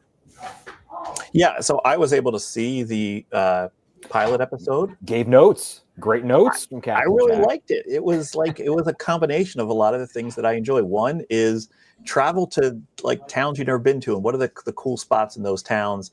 Another is you toured bourbon country there, and I thought that was fascinating. I'm kind of a bourbon guy, and I was really interesting to see the process there. And so yeah, I give it two thumbs up. It's a show that I'm looking forward to future episodes. So you've been shooting future episodes? So we're working on a Philadelphia episode right now. Shout out to Brandon in the chat. I myself from Philadelphia. The idea has been 15 years in the making. Myself and 3 guys I went to Temple University with. And actually, you mentioned Sport Trade. When I was laid off from Sport Trade as a part of a reduction in force, which there have been a few over there, they were like, hey, if you can get a town on board to come shoot the show, let's go shoot the show. So we did it. So it's the best places to eat, best places to stay. And obviously we take you, in the case of Kentucky, inside the student section. I'm 35, I'm married, I have 2 kids, and I was sitting next to a bunch of 18-year-olds complaining about their shift at Starbucks. So if you want to hear that, it's a good time, good ass time. So check us out at Sportstown Show. Oh, I did. How you put it in the chat? Thank you. Yep, I dropped it in as well. Yeah, we just started our socials like 3.5 weeks ago. We're almost at 500 subs. So very cool. Thanks everybody. Well, give them a follow and check out that episode. It's pretty good. Dan, what people came to hear though, is your picks for the Super Bowl. So let's start with your play on the side or total. Yeah, I like the Eagles -1.5. I actually was texting with Tommy before this. I like them up to a score. I like them up to -6.5, quite honestly. And the busy fingers behind the scenes were able to let me know that that is actually a PlusEV play at plus 254 at DraftKings. Eagles minus 6.5. I think this is a ball control. Oh, minus 6.5. Yes, Okay. yes. So I mean, regular side, I'm taking them minus 1.5, but I actually will go up to minus 6.5. I think this is just a ball control game. I expect the Eagles to control the football for at least 35 minutes of this game because they understand better than anybody that you just can't give Mahomes the ball last. And they've got the horses more so than any other team in the National Football League to control the line of scrimmage and do what they do. 2 years ago, people in Philadelphia called their fourth quarter offense the death march, right? Like they were basically the stormtroopers. They would get the ball with 8 minutes left, they'd run it out. They're even better now. Now, the only thing they have to guard against is Saquon going 80 yards as opposed to chipping off 5 at a time. So I like this opportunity for them to control the ball. Fangio, much has been made about being 0-8 against Mahomes. I think that lacks a lot of context. I think a lot of those Fangio teams have not been nearly as talented as this Eagles team. And I think they're going to be able to control this one. So, I mean, no one's asking me for a final score prediction. I think it's going to be around 31-21 birds. But that's where I'm going on the side. All right. That did not disappoint. I like the confidence to even lay the 6.5. That's I mean, and you know this, Jack. I mean, Negadelphia just pours through our veins, specifically mine. So the fact that I feel this confident about this game, I think speaks volumes to the job that the Eagles have done this year, putting this team together, establishing the depth, and going through the season. Yeah, I don't disagree. Yeah. Let's get your prop play. So I'm thinking about a talent here. I'm thinking about how does Nick Sirianni do something different? How does Kellen Moore do something different in order to surprise Andy Reid in the way that Andy Reid surprised Jonathan Gannon's horrible defensive scheme 2 years ago when they ran Corn Dog, which became very famous for that jet motion sweep that they ended up running back the other way. I think this goes tit for tat. I like Grant Calcaterra here. Anytime touchdown at plus 3,000. Now, since Dallas Goedert came back, the snaps are way down. They're way down. But when he filled in for Goddard, he was an absolute stud. He's an athletic freak. He made incredible catches. He had even threw a touchdown in there as well. I see them using him as a counter to the A.J. Brown slants in the red area. And I feel like they're going to be able to get him open with relative ease if they scheme it up that way. So give me Grant Calcaterra, a bit of a dart throw there, but at plus 3,000, it's the best number on the board. Okay. Yeah, we spoke a little bit about Calcaterra earlier with Jeff Parles. He and I both liked a prop of Calcaterra over 0.5 yards receiving at plus money. I took it at plus 128. It's now up to plus 148. I think at DraftKings. It's out there. So, but hey, let's go for the home run. Let's go for a Calcaterra touchdown, 30-1. Yeah, it's not a bad play because you have watched probably all the Eagles games. You used to actually cover them for local news as a sports reporter, and you know that they like to dip in deep into the bag when it comes to certain players, and it seems like the backup tight end is one of those kind of players that get some pages in the back of the playbook. So, it could very well he gets some target somewhere, and that might be just enough to cash some of these bets. Well, there's no better time to do it too. I mean, you think about how the Chiefs defensively like to do things, right? They've got decent coverage linebackers, but I wouldn't say they are incredibly deep necessarily there or at safety. So if you're going to run 12 personnel, right, and you're going to have two bigs on the field, I think he's a matchup nightmare. Okay, good. All right, let's go to Derek here and see what he has to tell us about. Derek, you have done prop show after prop show after prop show on just this game. I asked some other people earlier in the stream, are you tired of this game? Are you sick of it? Like what? How's your feeling going into this game tomorrow? Are you just like up to here with the props? Honestly, I kind of am. I feel like I've been talking about this for a month and it's one game. But, it is what it is. It's a Super Bowl. People love it. And I do think there's some good value out there. There's one that just hasn't moved since it opened, basically. It's actually maybe moved the opposite way, which I think is weird and kind of rare. But Patrick Mahomes under 5.5 carries. You can get it as good as plus 113 at DraftKings right now, but any number you're getting it at, any odds is going to do fine. This just seems really inflated. You look at first, the blitz is projecting 3.6, so we're 2 carries basically under the line here. We're getting it at plus money. You look at what he did this year. He averaged 3.6 carries per game. When you take out his kneel downs, which he had so many of, almost led the league, he had 2.4 actual carries per game this year. And this line is set at 5.5 in a game that is close, where the kneel down equity is going to be significantly lower than it was in pretty much any other game he's played this year. He's gone over this easily in his last 2 playoff games, which I think is why it's gone as high as it has. But he's also had 6 kneel downs in those 2 games, and he got his first design carries all year. You got to hope that doesn't carry over here where they give him some design stuff, but it just seems silly, this one, to me. I don't get it. 6.5 on prop builder. Yeah, there's 6.5s where you have to lay, like minus 150 or something for it, which is fine. I'd rather take the 5.5 at even money or plus money. But yeah, if you want to take the 6.5, that's fine too. Okay, very, very interesting. What is your play on the side or total? Give me Philly money line. I think there's some even money out there, minus 105s. This is one where, all the books say KC is a small favorite. The Blitz has it projected as Philly a small favorite. So I'll take the Philly money line here. Okay. Yeah, I mean, we've kind of, I think we've beaten this one to death in terms of reasoning behind money line play on this game. So, but back to that prop play for a second there. That's a very interesting play.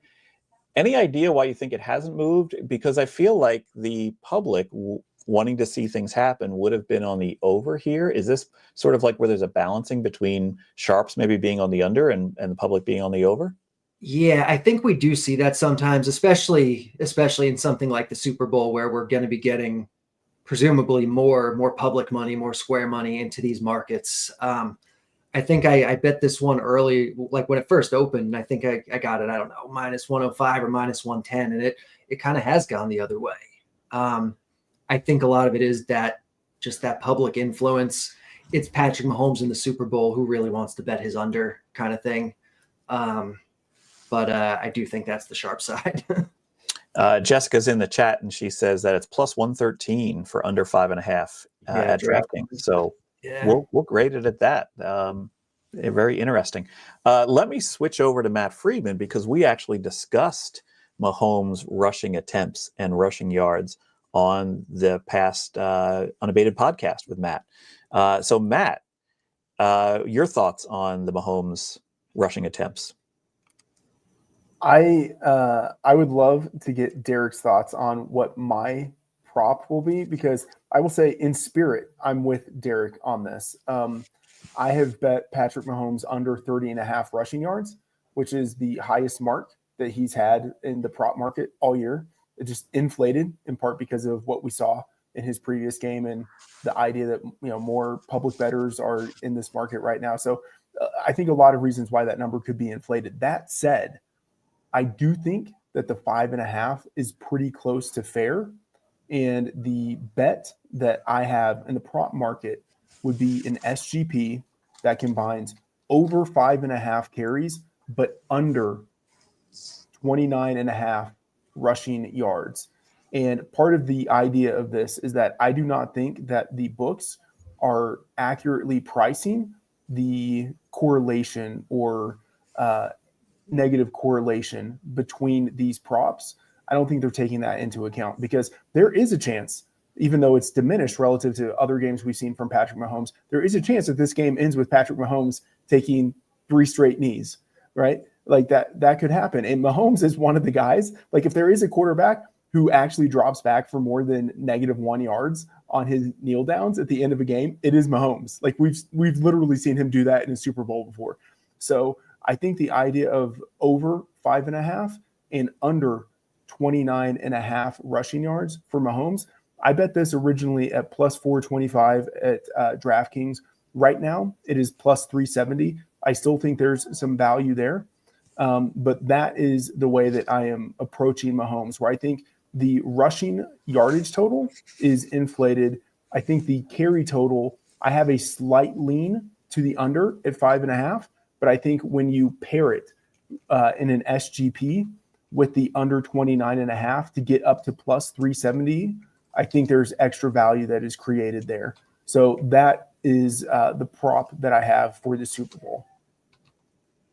Okay. I kind of figured that might be the one you used because I had heard you give that out on Pizzola's show earlier, and we also talked about it on the podcast. I have tailed you on this one. I did play. I was able to get a plus 375, not the best number, but sometimes for account longevity, throwing in an SGP like that doesn't hurt either. Let me get that up on the screen for everyone there, and I think we cleared some bingo cards here because we got opposing prop bets for the first time tonight. So we're gonna get that one off of there. Hey, I'm wearing a collared shirt. I don't know if you guys noticed, but I figured I would get this one home for us. So we have our first bingo of the night on the top row, 5 of a kind there. All right, give us your play on the cider total there, Matt. Look, I'm a simple man. If you give me the team with the better quarterback, the better head coach, the better kicker, maybe the best defensive player in the game, you might say, it's a coin toss between who has the better defensive coordinator, but it's close at least. And I'd say maybe I give the slightest of edges to Spagnuolo in that spot. If you give me the team that has that, and I only have to do minus 110 with -1 at Caesars, I'm probably going to do that. I have this projected at minus 1.6 for the Chiefs. So I don't see like a world of value on Kansas City in this spot. But at -1, I have a lean towards Kansas City. And just Patrick Mahomes in the Super Bowl, I'm just again, I'm a simple man. I'm gonna do the thing that probably doesn't make sense. Okay. I mean, that's fair enough. There's been a lot of support for Kansas City, more support than I expected tonight for Kansas City. We'll see what happens with that. When are you guys hitting the slopes again up there? Tomorrow morning. Yeah. Okay. All right, good. Gentlemen, thank you so much for joining me tonight. Best of luck with all of your ventures. By the way, Matt Freedman, I didn't properly say, Matt Freedman is with Fantasy Life, Matthew Berry's wonderful sports betting / DFS site that gets promoted all the time by Matthew Berry. But Matt Freedman's a very big part of that. So I just wanted to kind of give him his due there on what his credentials are. Derek Carty, thank you again. He runs the Blitz projections, which you can import automatically on Unabated, as well as the BatX for baseball, which he's hard at work already on. So Derek, thank you for joining us here tonight. And then Dan Koob, of course, with Sportstown and continued success for that as it launches. Thank you, gentlemen. Thanks very much for having me. We are going to bring in our next set of guests here. It's a good group here.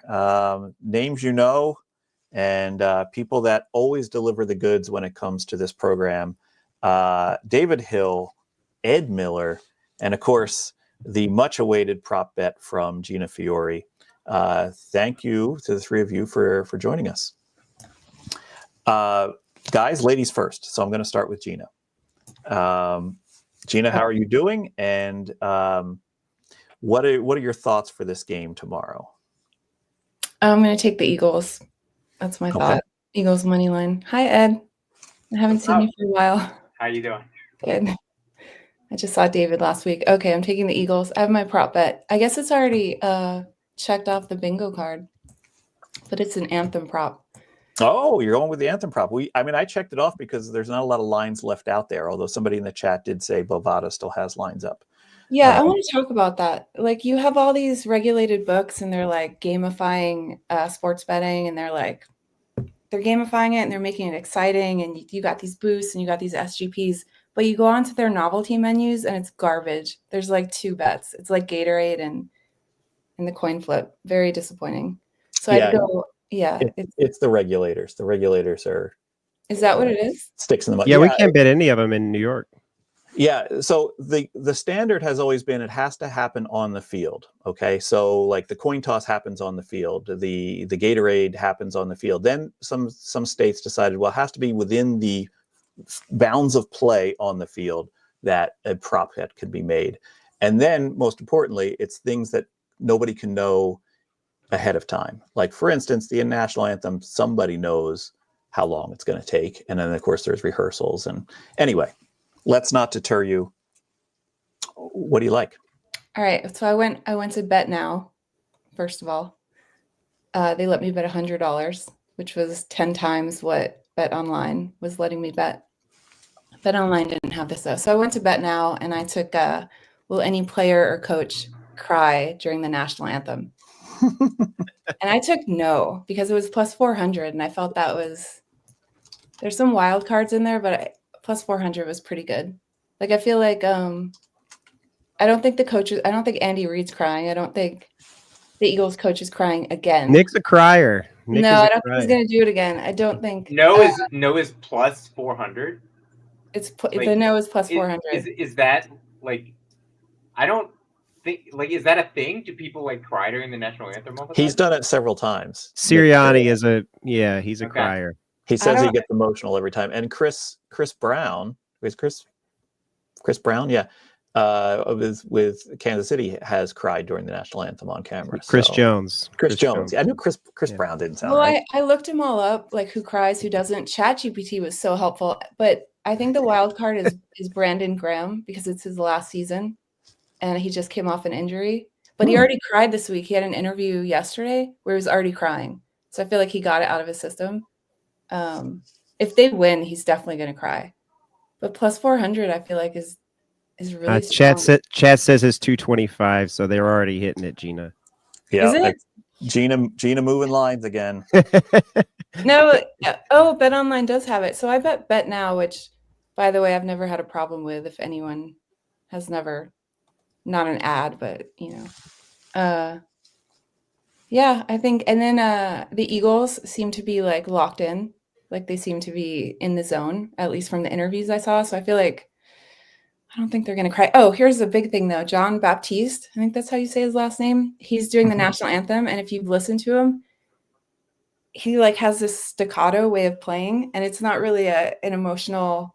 I don't think it's going to bring the tears. Oh. Basically, if it was like Celine Dion, that's one thing, but he's like playing like kind of jazzy. So I think that's in my favor. So yeah.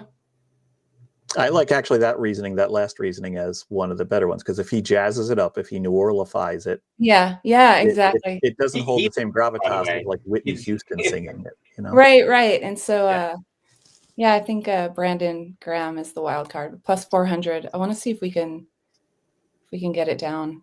You guys bet now. Go bet it. So Gina, there was actually a prop on how many patties will be on Andy Reid's celebratory cheeseburger, and I thought that's what Gina's going to choose here. But you already played the hamburger or cheeseburger angle last year, right? How would I know? I guess I could look at past hamburger patty. There's a prop up about the restaurant too, but it's all like Louisiana. I saw that. Yeah, no, I did see that. Yeah, plus 400. I don't know. It's hard to find a single patty cheeseburger these days. Everyone does 2 patties.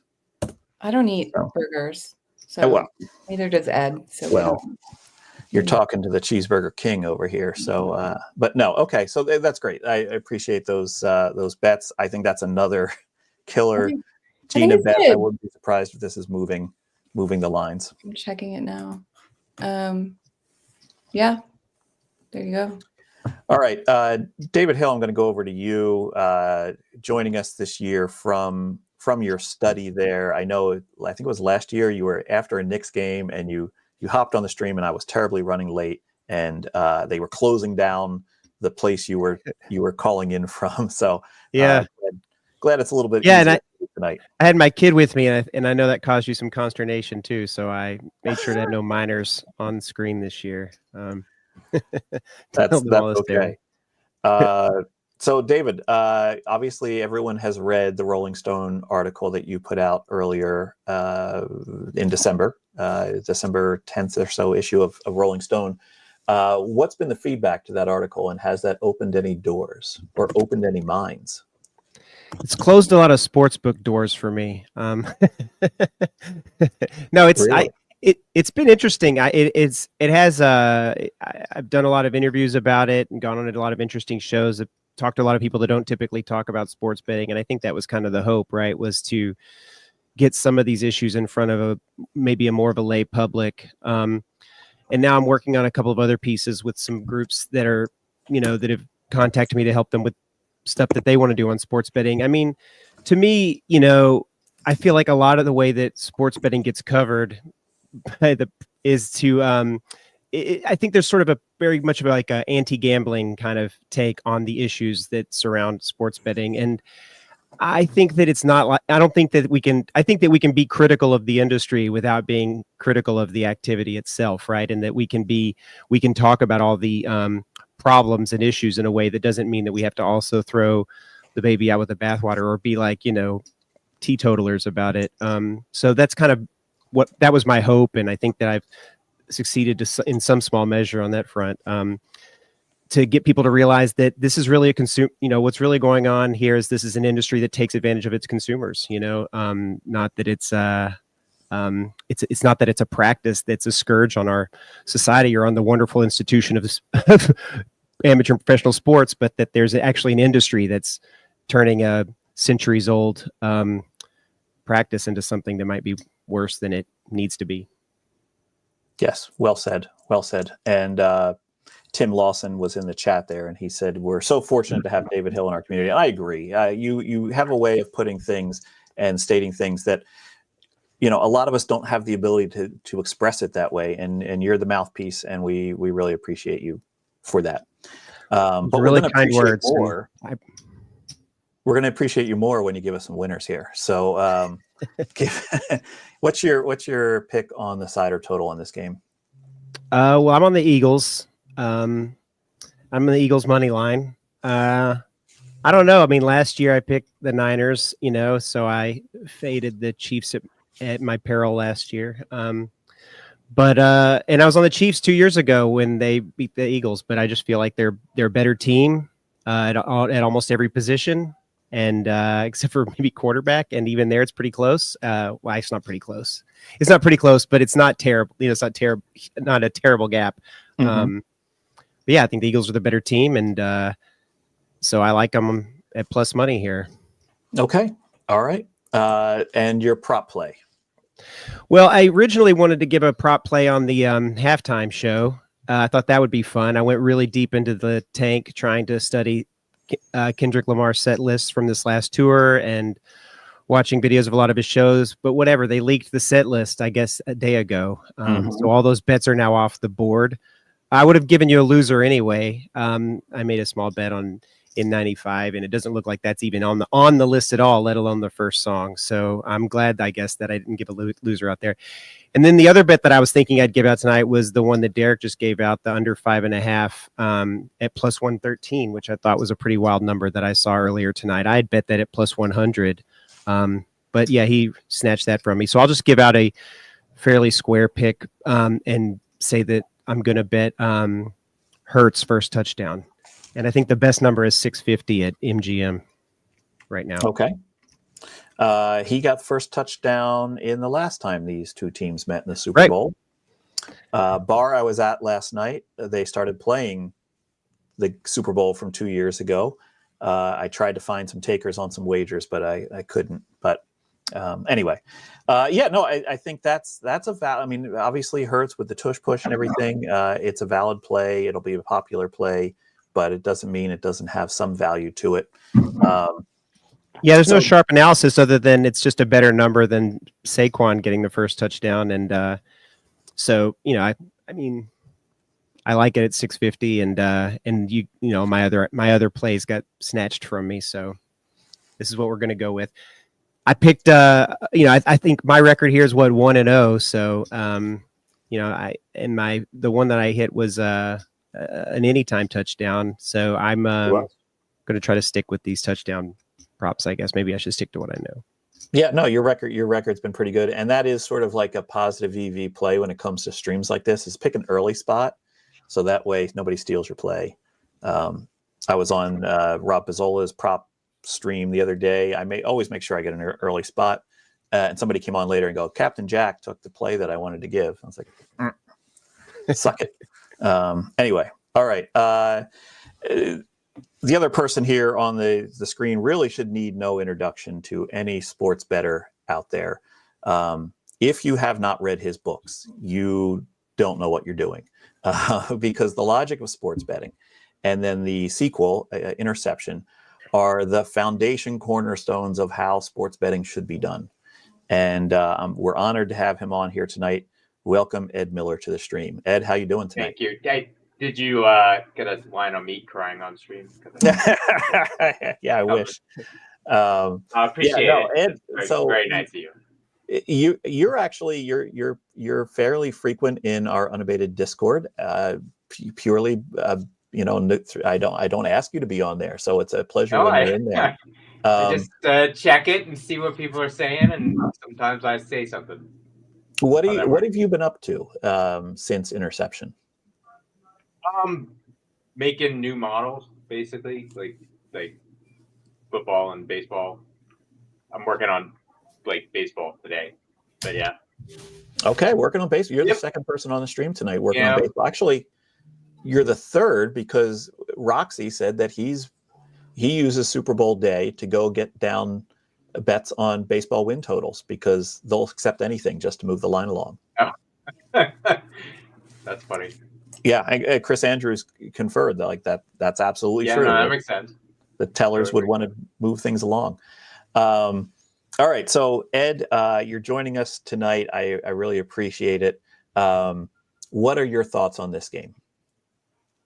I mean, I mean, honestly, I think it's kind of a boring game. That's been a consensus. I mean, it's yeah, I guess I don't know, but obviously it's like, close to a coin flip, and not super high total.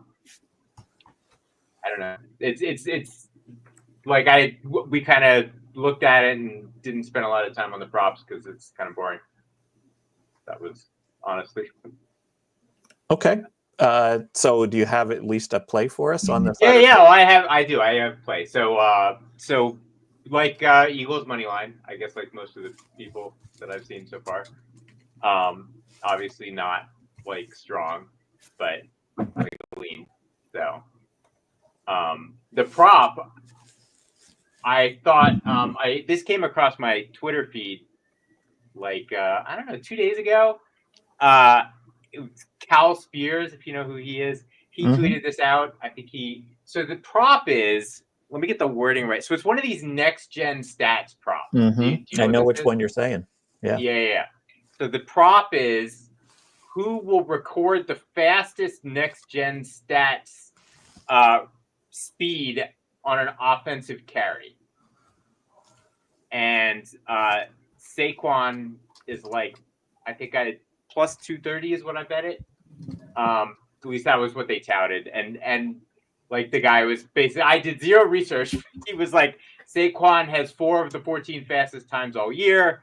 And, and then like Worthy is the other guy, but like obviously Barkley's likely to get way more chances, to make a fast offensive carry speed time. And, I was like, that's got to be good at plus 230. And the reason this was interesting to me is because this is like the politics of the sports betting industry, is why this prop even exists, which is what interested me, and kind of why I wanted to mention it on the show and talk about it, because like this is like the league wants this on the menu. Like This is the NFL is like, hey, we have this data that we collect, and like make bets from it, please. And so it's not like an organic, like nobody was like asking to bet this. This is the NFL saying, we have this data, make a bet about it, please. And sportsbooks saying, okay. So like you would expect in general, like essentially no work to be done on the book side. Like I don't know how they came up with those lines, but it couldn't have taken them more than like 5 seconds. Like they must have like looked at, you know, the stats, gone like that and put up a line. And then it's also not going to get much action. I wouldn't expect it to like move a ton. I mean, I don't know, but and I think it's interesting because I think we're going to see more of these types of bets going forward. Like another class of these is the micro bets, right? Like that's another industry darling, and they've been talking about that for 5-6 years. And I looked at that a fair bit. You know, those are like live bets basically, and I looked at that a fair bit during the football season. And I mean, 6 years later, the lines are terrible still on that, like like really bad, especially in the second half. And they're, you know, they take, I don't know, I got like 5 dimes on them sometimes, and you know, 2 was pretty common that they would take. So like they take real money on it. So yeah, I don't know. I wanted to call that out because I think that's something to look out for, like going forward, not just in the Super Bowl, but like these bets that are on the menu because like politically, like the league wants them on the menu, or like, you know, data companies want them on the menu more than like people are betting them organically, I think is a place to look for bets that are probably good. I think one of the frustrations for bettors would be it's tough to get like information on how this bet resulted. Like it's tough to find that next gen information. Right? Yeah, I mean, I bet it blind. I'm gonna just see if they put money in my account at the end of the day or not. But, you know, like I don't know. I mean, I'm not saying it's, you know, that particular bet. I don't know. I don't have a strong opinion on. I think it's probably a good bet. I'm expecting to win on it, like EV wise, but who knows?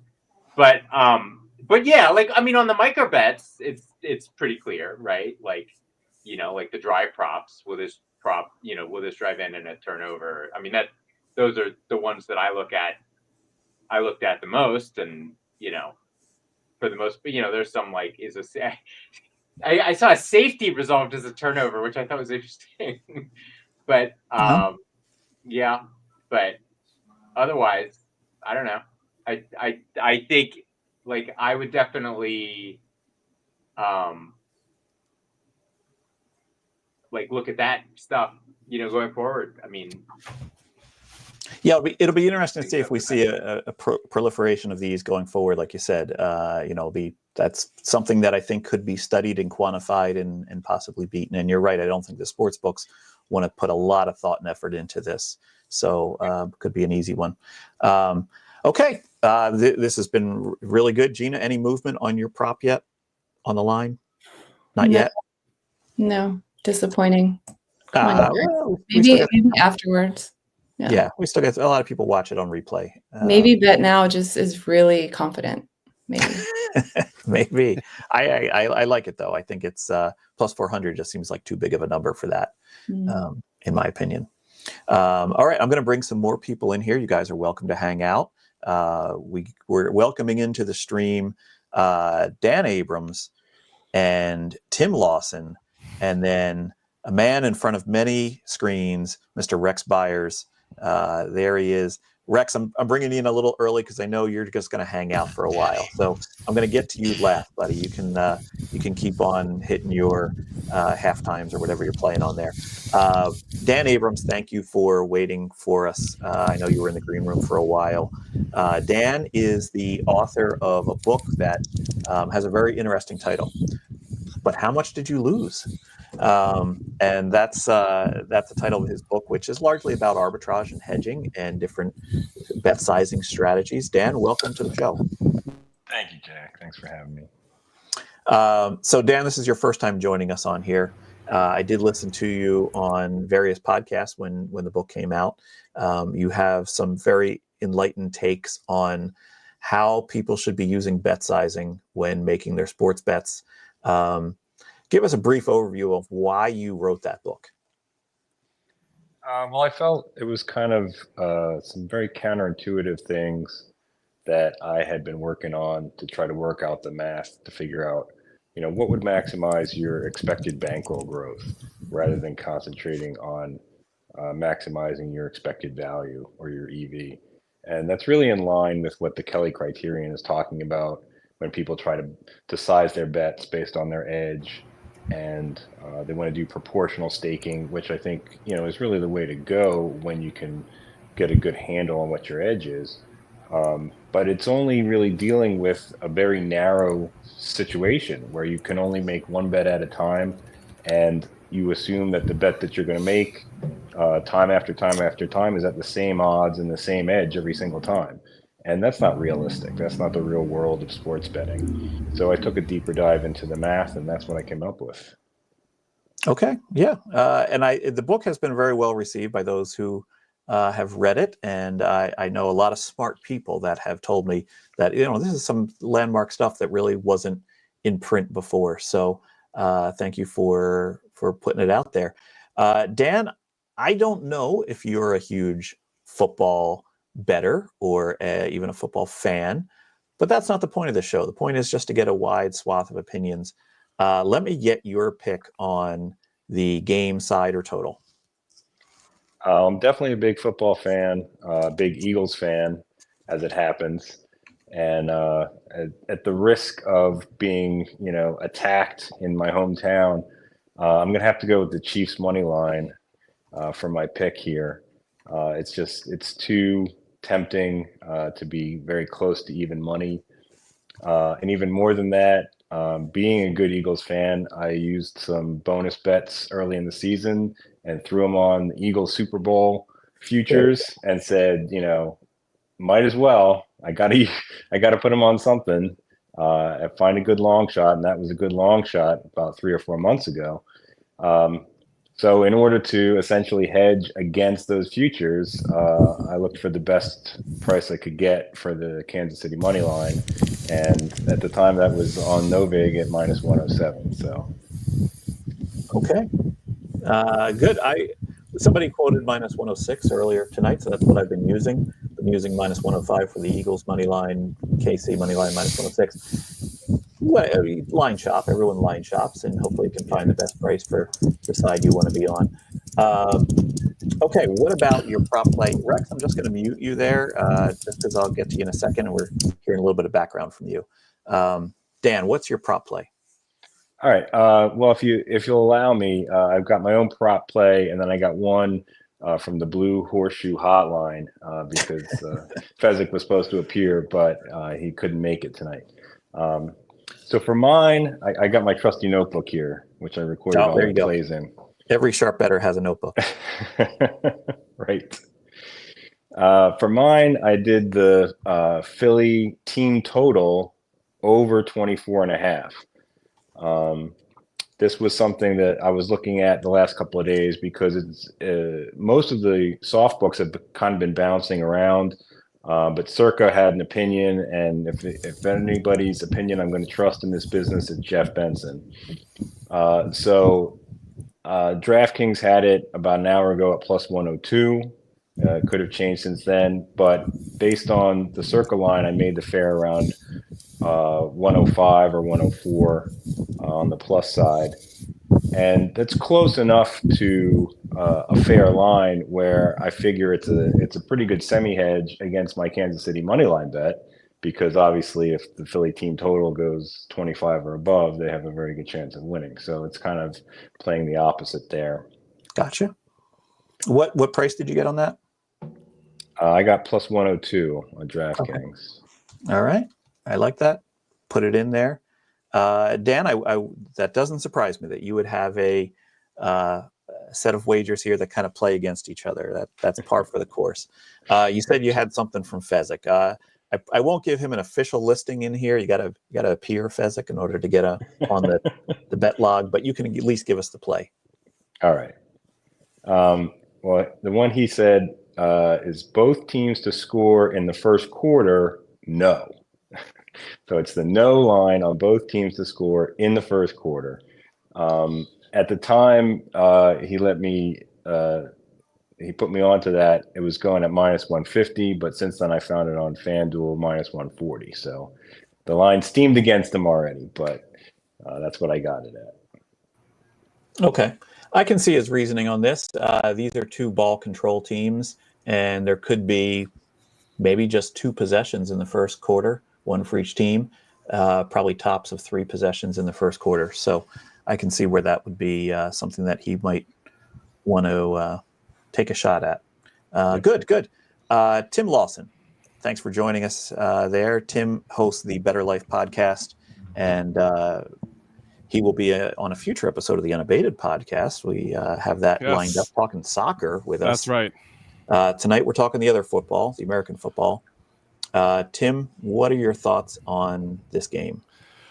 Well, first I have to take the under because that's the only slider total that I have any of my accounts. I have under 49.5. I know you're the 48.5. I think is the number we're using here. I'll still use that as my my bet here.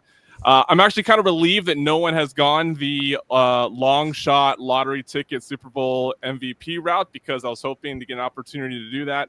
Here we go. Here we go. I was hoping to find a cross-sport parlay or cross-sport prop to use, but unfortunately there's no EPL games this weekend because they're doing the FA Cup. So we'll have to go with the lottery ticket MVP. I have a nugget of military history, if I may, as a way to inform my prop bet. I was recently revisiting the story of Henry Johnson. Jack, I don't know if you're familiar with Henry Johnson. He was of the 369th Infantry Regiment, the Harlem Hellfighters that fought in World War I. And he was in the trenches, and a German raiding party comes on his position, and using only hand-to-hand combat, using a knife, etc., he fights off the German raiding party, saving his team, including fighting off 2 Germans who were trying to capture one of his comrades. And as we think about how, defense wins championships, forgive me for the really poor analogy here, but I thought it was a fun little bit of history. As we think about the way that defense wins championships, I'm looking at C.J. Gardner-Johnson at 300-1 on FanDuel for Super Bowl MVP. He also, like Henry Johnson, good with his hands. He's caught plenty of interceptions, a lot of passes deflected. He even has some tackles for losses behind the line of scrimmage. I think that if this proves to be a low-scoring affair where the defense really plays a role in disrupting the Chiefs, then I think he is someone who could be a part of that. Now, of course, I'm using CJ here for the one bet. I have a handful of bets across the Philly secondary and stuff, but I'm using CJ for the bet here at 300-1 as my lottery ticket MVP bet. Okay. I love that reasoning that he gave there. That was quite a history lesson as well. Thank you. Tim, what are your thoughts? Now, you are in Virginia, I believe, right? Yes. What are your thoughts on how legalized sports betting has kind of changed the landscape? It was not a casino state. It wasn't a state where they had Atlantic City or, big casino metropolis somewhere in the we state. have like 3. Right. How has legalized sports betting in the state of Virginia changed the landscape down there? Well, I think legalized sports betting, I think, just made people accept that like gambling's a thing, and then we can have it in our backyard, right? Like these casino, the votes on the casino always like no, and then all of a sudden sports betting gets legalized, and all of a sudden it gets approved. The one in Richmond's being built soon. Of course, the one in Danville's up. There's one that's supposed to be being voted on soon for Tyson's Corner. I get all of the ads on like vote no, and I'm like I'm the wrong audience for this. You're wasting your ad dollars putting that in front of me. I mean, MGM National Harbor is only like 12 minutes away, but it'd be great if I had options, right? I think that, the DMV has just become DC, Maryland, Virginia has become a great gambling area now, right? Especially now that, FanDuel, DraftKings, MGM, all now mobile app in DC. It's not just the Gambit doing their thing there. Maryland's a great state for gambling. Although I had to make my Super Bowl MVP bets over in Maryland because Virginia doesn't allow that market. But I remember when I would travel from here to Iowa on like a road trip, and like I would have to pick and choose which state I was betting in because not everywhere was legal. And now I don't even think about it, right? It doesn't even dawn on me that a state wouldn't be legal. I think Virginia has done a very good job with sports betting. I wish some of the players like Circa and Prime could get an opportunity to come in, but I think it still amazes me though that like none of my friends bet on sports. Like it's amazing how even with how popular it is, I still have like this circle of friends that like it just does not leak into my my community. So it's definitely growing, but it's interesting still how limited it is within my base. All right. As you were talking there, David Hill made the comment that I think Tim is trying to cover the whole bingo board. Let's check in on the bingo card here real quick. We bring in our next guest there with Rex. Tim, you want to say anything about Twitter Spaces or? Yeah, I can say that I have not listened to 1 second of that brain rot. So no, I will not say anything about the. I'll leave someone else to mention Twitter Spaces. The fact that you called it brain rot means you have at least seen about them. Filling in some items here. Gill didn't have tech issues. Twitter. This is a lot like Twitter Spaces, only there's far less sharing and less use of the word dude and bro, and but that's for some people. If you want, I can go outside in the snowstorm here to give you the somebody guest is outdoors. No, the guest is surprised nobody was outside. Drew Dinsick usually fulfills that, but Drew wasn't able to make it because he was coming back from Radio Row there in New Orleans. I'm just seeing if there's any others we've done here. Somebody mentioned they wanted to have a cross-sport prop, right? Was that I wanted one. Yeah. Yeah. Well, you mentioned it, so we'll. I'm going to wait and see because we may have somebody join in that could give us a real cross-sport prop. So I'm going to wait on that. Okay, let's bring up Rex here. Gina's given us a wave. Thanks so much, Gina, for joining us. Keep us posted if there's some movement on that line. I think there should be. I feel like there should be. All right. Bye, you guys. See you, Gina. Thanks, Gina. Okay, Rex, in front of the wall of video there in the man cave. It makes it look like you have 20-foot ceilings, but I do 30. It's a loft, 30 foot. It's great. Oh, perfect. Loft. It's excellent. It's super underrated. So you're doing a lot of college basketball betting, I assume, based on the screens. Yeah, I mean, I got the fights on over here.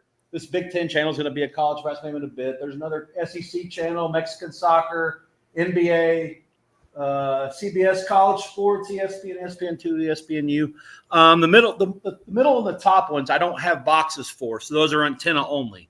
So I basically am stuck to CBS, Fox, ABC, NBC, Unimos, Univision, CW, and I have the fastest feeds in the world on those, except for the people that are there and court sighting.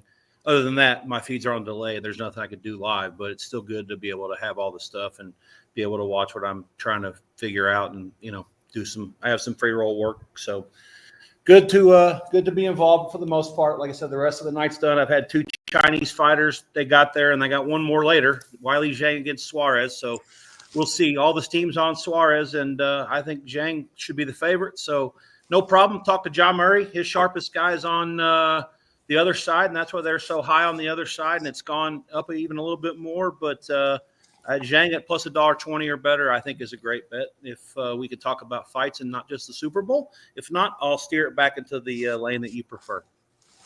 I mean, you just did kind of talk about them, so that's fine. EV is EV, right? Whether it's on American football or Chinese MMA. I think Murray said yesterday with Kelly on his coin toss, he got plus 105 one year on the coin toss. Don't worry, he lost it, but he took 05 on a coin toss.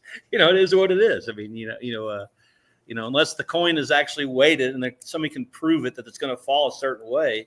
I mean, ultimately, it's still a 50-50 proposition, correct? Yeah, I mean, hey, I got plus 200 on it as a VIP with FanDuel, and they ran a promo. Everybody could bet like $50 on it, but VIPs could bet 10x whatever the promo amount was. It was a great a nickel deal. to win a dime on a coin toss? Yeah, I got a nickel on plus 200. Yeah, on the coin toss. Here's the problem: I tweeted about it, and that is a problem. The president of FanDuel at the time, which was a friend of somebody who's going to be on here shortly, Kip Levin, friend of Jeff Ma, saw it and immediately said, "Get that guy off the VIP list." And that was pretty much the end of my FanDuel career. You live and you learn, Jack. That's a mistake on your end. Yeah. Win or lose. This is on the bingo card too, guys. We got to. Yeah, I was going to ask about. By the way, what's Roxy doing in the middle? What is that all about? I saw Roxy at the Westgate last Thursday. What did he do to get to be the center square? Like, I forgive my ignorance. I haven't been on all night, but I just saw it. Tell me what that's all about. Well, he's the free square because Roxy's always going to bring the show, and he did. He brought some stories. Okay. I'll go back. Okay, very good. Yeah, tag team with Roxy's like the quintessential center square, right? Yeah, absolutely. I didn't know what it meant. I was like, what did he do to be the? What am I missing? That guy. He absolutely is. There is to it. Needless to say, the Westgate crowd isn't what it used to be when I worked there 3-4 years ago, or what it used to be like, way before that when I was still in Costa Rica before I came to Vegas. But I went back and talked to Ed and Jeff for a little while before they opened it up. And I'm sorry, Jeff wasn't even there; it was his day. But Ed and his team, and it was like 6:51, and I was like, "All right, I know you guys got to open this stuff up. Everything's ready, but I'll step out." And they gave me the sheet, and they said, "Don't show nobody for like 9 minutes." And then somebody told me somebody leaked it before that, and I'm like, well, if they did, that's good for them. But like I was just looking at it because whatever. I'm just back there hanging out with, all kinds of different people, the Todd Deweys and the Humans and the whatever's of the worlds. And then I talked to Whitelaw and Roxy and a few others, but they're working. I'm not trying to bother. Once 7 o'clock came, I was out of their way. Like, go ahead and do what you guys got to do, and good luck, and we'll talk later. Yeah. Good. Rex, I'll ask you a question. You'll go on for like 10 minutes. So I'm sorry. I'll try. No. This is great. This is why I have you on. Well, you put me between two of the best authors in the history of sports betting, and then who, by the way, Ed is a friend of. I did the best book of all time with Davidow, and I'm friends with Matt. And then you got three people behind me that are Hall of Famers. So I got to put my little work in here while I get a little time. Yeah, the three coming after you are legit Hall of Famers. Well, I'll agree with you on that, and they'll be up here shortly. But I want to get your picks first. That's what I was trying to say. Sure. Go take the next 5-10 minutes and tell me your side or total and prop play. I'll keep it to a lot less than that. I watched this game 2 years ago. Philadelphia's got a better team than they did then. There's a problem in this game fundamentally with the fact that the Chiefs have a better coach, they got a better quarterback, and they got a better kicker. And any one of those three things can decide the game. So while I believe power rating wise, Philadelphia should be the rightful favorite, and I think people might bet them to pick or a small favorite tomorrow, as they did 2 years ago, because of Chiefs fatigue and whatever else not. You got to beat them until you do. I can't have that. So I had to sit it back and go back and watch the tape from a couple years ago, and I've seen like, okay, what does Philadelphia do differently than they did then? And in my mind, they're obviously the running back. People say running back doesn't belong. Well, they do. There's two of them that are better than everybody else: the Baltimore guy and the Philadelphia guy. So those guys are underrated and undervalued for what they're able to do. And I think the Philadelphia offense is set up to be able to have them have success. I think the proponents for under would say, well, Kansas City will be willing to take small plays and Philadelphia doesn't give up big plays. All that's true. But that doesn't mean they're going to stop them. So the bottom line is both teams are going to go up and down the field and score a lot of points. I believe it'll be more touchdowns than field goals. Doesn't have to be, but I thought at 48.5, to me, it screamed an over. And I thought you have to go get it now because it's going to go up on game day. And believe it or not, the number's still there. There's some sharp money on under, but obviously it's going to go up tomorrow because of what the public will do to it. This is the one game outside of maybe the college football championship where the public can or will dictate the number because you just get overwhelmed with volume.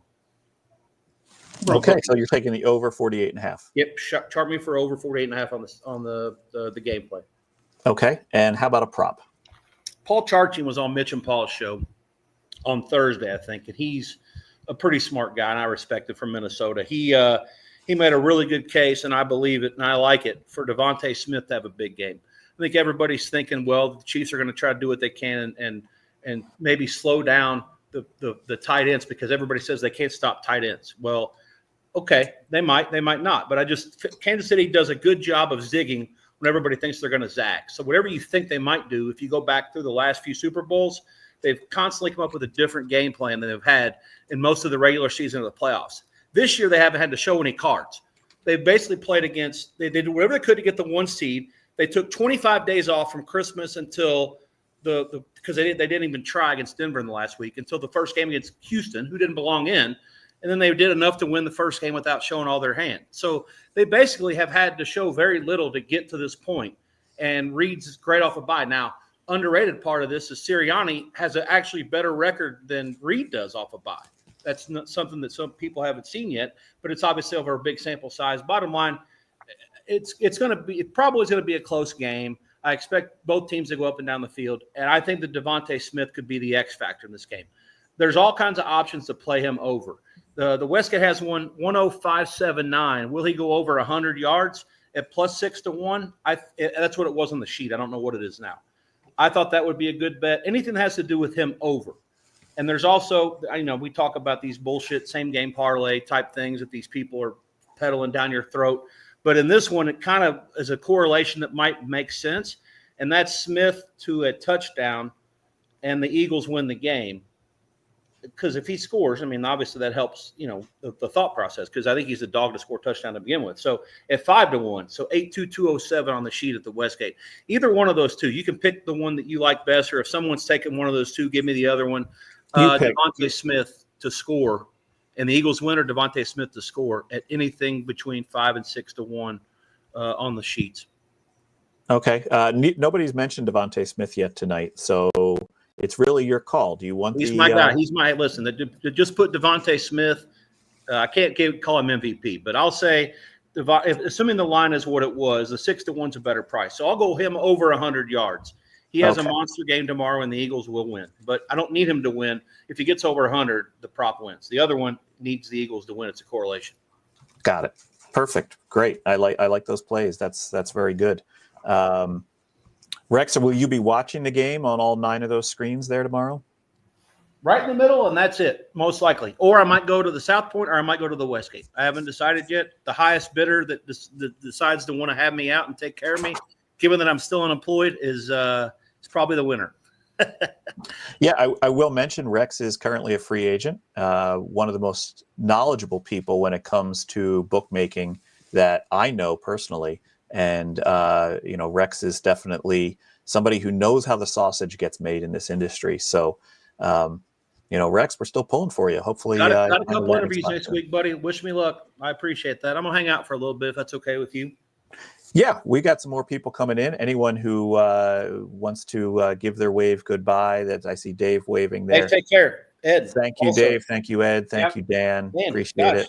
Compliment that I got to have all three of you listen to me for a little bit. Yeah, well, we got some good guys coming in here. So starting off, one half of the duo that hosts Bet the Process. I'm gonna mute myself. We have Jeff Ma coming up to the stage here. Jeff, good to see you.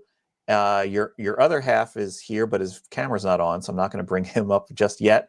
And then coming to us live from the Westgate Superbook, it looks like, is Zack White at Gamble Balls on Twitter, one of the best Twitter handles out there.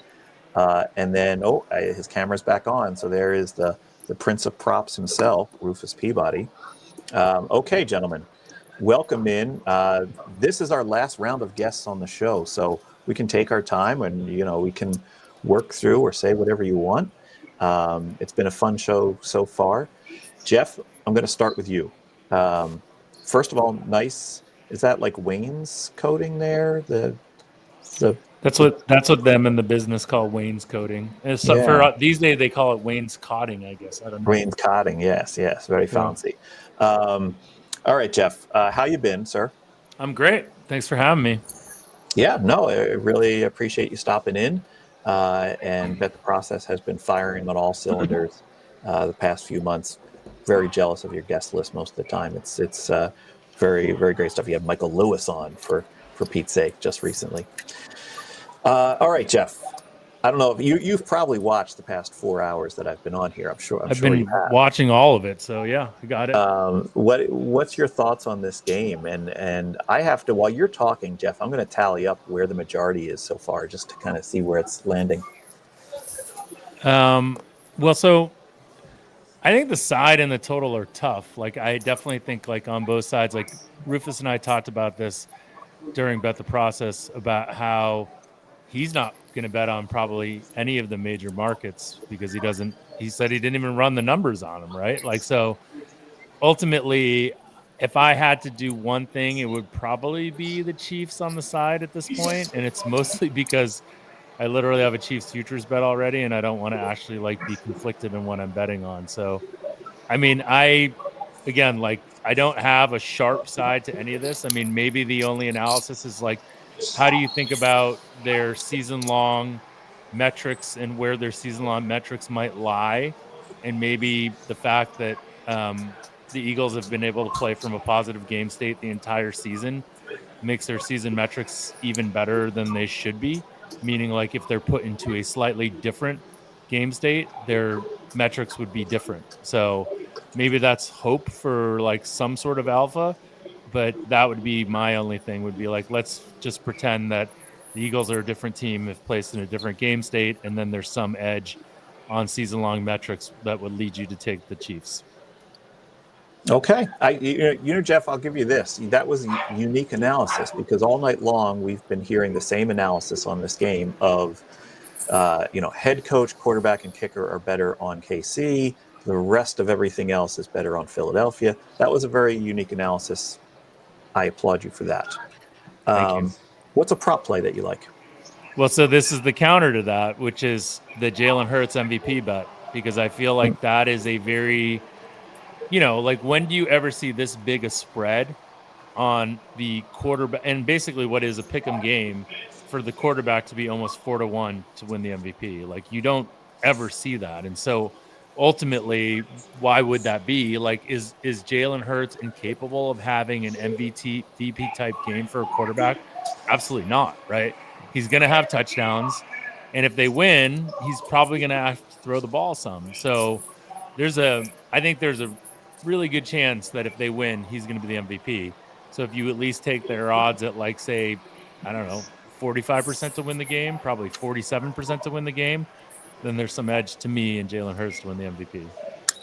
That's a good analysis as well. I mean, the last time these two teams met 2 years ago, if the Eagles would have won that game, he would have been MVP. I think he had 2 touchdowns running and 2 passing. Like, it was a MVP type of performance. What line did you have on that Super Bowl MVP for Hurts? I haven't looked at it recently. What I got it down at was like plus 370. Okay, that's what we'll give you. Perfect. Excellent. So good. Zack White, I'm going to come to you because you're in the middle of working. You're out in the wild there. I am. We made the joke when we had Chris Andrews on tonight that last year on the stream, you went to the South Point counter while he was on my stream. Yeah. And we were saying if that happened again, then he's definitely targeting this stream to when you're distracted, Chris. But looks like you're over at Westgate. I mean, that's a pretty good idea, right? Like, just catch him when he's distracted a little bit. That was totally accidental last year, by the way. But yeah, no, but it's something to keep in mind for next year. So you're still kind of scraping up what's left there at the Westgate, I assume. Yeah, just getting started, really. This nowadays it's either you get the openers or you wait until the last minute. So got a pretty good list so far, and we'll hit it again tomorrow morning, midday, lunchtime maybe, and I'll go see Chris at some point. Nice. I noticed the Westgate Superbook packet was a little shorter this year. There's only 1 page of cross-sport props. They used to have several pages of those. I was always like a big fan of the cross-sport from Superbook. I think it might be short on the cross-sport props. So to me, it does feel like they did more stuff than previous years. Like, they've got first quarter yardage for a lot of people. I don't remember them doing that before. It feels pretty thick. It feels the thickest one in town for sure. Jack, I can tell you one thing from experience working there doing that stuff, and I saw that too. I was kind of surprised, but this game is the same matchup that they had, so it's really not supposed to take as much work in theory, because a lot of the players are the same, a lot of the principles are the same. But that being said, you still have to make some slight adjustments. And Zack said it right in terms of adding other stuff. That takes a lot of time. That first quarter, first half stuff. If you make a mistake, they're going to cut your nuts off. So. They probably spent a lot more time on the first quarter stuff, and they said, you know what, we don't have time to worry about the cross-sport stuff. Let's move on. And then another guest before, I think it might have been Dan or maybe even Tim, said, listen, there's no Premier League games, which is different. A lot of times there will be a Premier League weekend where you could be able to put the English soccer or Spanish League games up, and all the Spanish League teams played today. There was a Real Madrid Atletico Madrid game that was today. So when you take out some of the marquee matchups in soccer, and a lot of the NBA stays out of the way of the Super Bowl, there's only 2 or 3 games tomorrow in the NBA period, it makes it real tough to put them up. I'm sure that Jeff and Ed looked at it and said, we're not going to deal with this. Let's put up more first quarter stuff, first half stuff, and let's not worry so much about the cross sports. I'm not talking for them. That's my guess. Well, we had John Murray on the podcast this past week, and he pretty much said he hates the cross-sport props. He wasn't even in there the times that I was there. He didn't even do it. Like, he says that, but like in theory, I know that Sherman loves it, and I liked it too because we knew the customers were going to bet it, and we could get right. All you have to do is take a bet. If somebody walks up to the counter like a Roxy or a Rufus and gives you a limit bet, then just move it to a scalp and get something against it, or Zack, either one. I mean, it's not rocket science. I mean, that's how I see it. We're good enough to not make that big of a mistake when we're booking this stuff. They wouldn't put it up by accident. I'm convinced that listen, I don't work there the last couple of years, but I'm convinced they didn't stop dealing because they were losing. I'm convinced because of the time it takes to put the work in to do it is too much. You only have a couple days. I mean, you sit in a room for 8 or 10 hours a day to put this stuff up, knowing that if you make a mistake, they're going to cut your nuts off. So the goal is to get it as close to being right as possible to begin with. And, it's better to do 16 of them good than 54 of them or 64 of them, where there's 7 mistakes. Yeah, no, definitely. Okay, Zack, we started talking about the picks you like, but we didn't get to them yet. So lay it on us. Who do you like, side or total? Well, Chiefs. Simple as that. Money line, where are we laying? -10, -15, something like that? Money line, I'm giving everybody -106. Perfect. Sounds good to me. Okay. And in terms of the prop play that you like? I'm going to give out a total interceptions in the game. I'm going to go under 1.5. I got both QBs a dog to get one, a pretty significant dog, and I just feel like people are taking care of the ball better this postseason. Yeah. What line you got on that? It's -70 right now at FanDuel. I found a couple of rogue -50s, but 70 sounds fair. Okay, I like that. That's a good one. Probably that line's going to be tanking everywhere around the world here shortly as people rush to it, because I think that's a fair play there. So you were saying you have a lot of work still to do here this evening, and then you'll be back at it tomorrow as well? Yep. I got one gripe. Can I make one complaint while I'm on here? Sure. I was just over at Fountain Blue betting some stuff, and I went to go pay with some futures that I had, right? Season-long futures, season wins, player futures, and everything. And they graded my McCaffrey under 10.5 touchdowns a push. And they said it's because he didn't play week 1. I said, where did you get this rule from? And the guy couldn't show me anything. He's like, you got to go talk to the stations people and get them to figure it out. And that presents a whole nother set of problems for me. I don't know. First I've ever heard of that one. Got to play week 1? No, just must play for action. Right. Yeah. Apparently you have to start the season is what. Yeah. Come on. That's crazy. Although maybe you might have just tipped your hand a little too much. You might have to have somebody else run that to stations for you. I don't know, but I would yeah, we won't get into that too much. Tommy will run it for you. But yeah, that is kind of crazy. Hopefully somebody comes to smarter minds on that one. I mean, how many people do you think threw away their over? Like if that's the way they're going to grade it, like I don't know. The house rules are the most important thing. That drives me nuts. I've never seen that one before. The must start week 1. Never seen it. If it's in the house rules, it's fine. If it's not, then they got to. Well, he couldn't show me any house rules. I guess Fountain Blue is like they use stations numbers and grading and everything, but they don't. He didn't have a way to prove it to me. That needs to be paid. And listen, I call it both ways. If I think the player's trying to screw the house, I'll call for the house.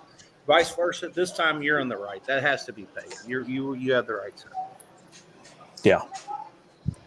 Hey, I got one more person to come up here on stage, and it's because he had his camera off. I wasn't sure who it was, and it was just his initials that were showing. So Alex Kane is joining us. He's actually in New Orleans. He's actually at Caesars in New Orleans, so that might be why his camera isn't on. But Alex, we'll get to you in a second here. I'm going to pivot over to Rufus real quick. Rufus, how are things going? I'm actually surprised to see you in your apartment. I figured you would be across the state line or out and about getting bets down. No, I don't have a lot of app accounts anymore that are really usable, that are outside of Nevada. So I did not take the trip to Arizona with Zack today. Okay. How has it been in getting down for this game? Is it not a lot of action so far, or? I mean, it's kind of like last year. I mean, we didn't do anything with openers, so it's just like, I mean, we've just been starting to bet the last day, basically, the last day or two, and we're going to be, I mean, Zack's at the Superbook. I mean, basically, we have people are all around town at the moment, and I'm getting pinged with a bunch of stuff and trying to go through things and make lists, and it's been a long day, and it's going to be a long day tomorrow as well. I'm just kind of ready for this to be over and just to kind of crash. Really? Okay. Yeah. We had you on the podcast about 2 weeks ago, and you said that like playing Super Bowl props is sort of like a tradition, like Christmas, where you never want to miss it. Do you still feel that way? Yeah, it's fun. It is. But it is like it kind of consumes me. And so it can be, it's like I'm cramming for a final exam or something like that. And after I'm kind of tired and relieved, but there is that sort of endpoint, which is nice. Like I wouldn't want every week to be this way. I'll put it that way. Okay. You want to lay some picks on us? Sure. I don't have an opinion on the side, but I guess I have to give one, right? Yeah, you said it almost exactly as I wrote it. That was the total.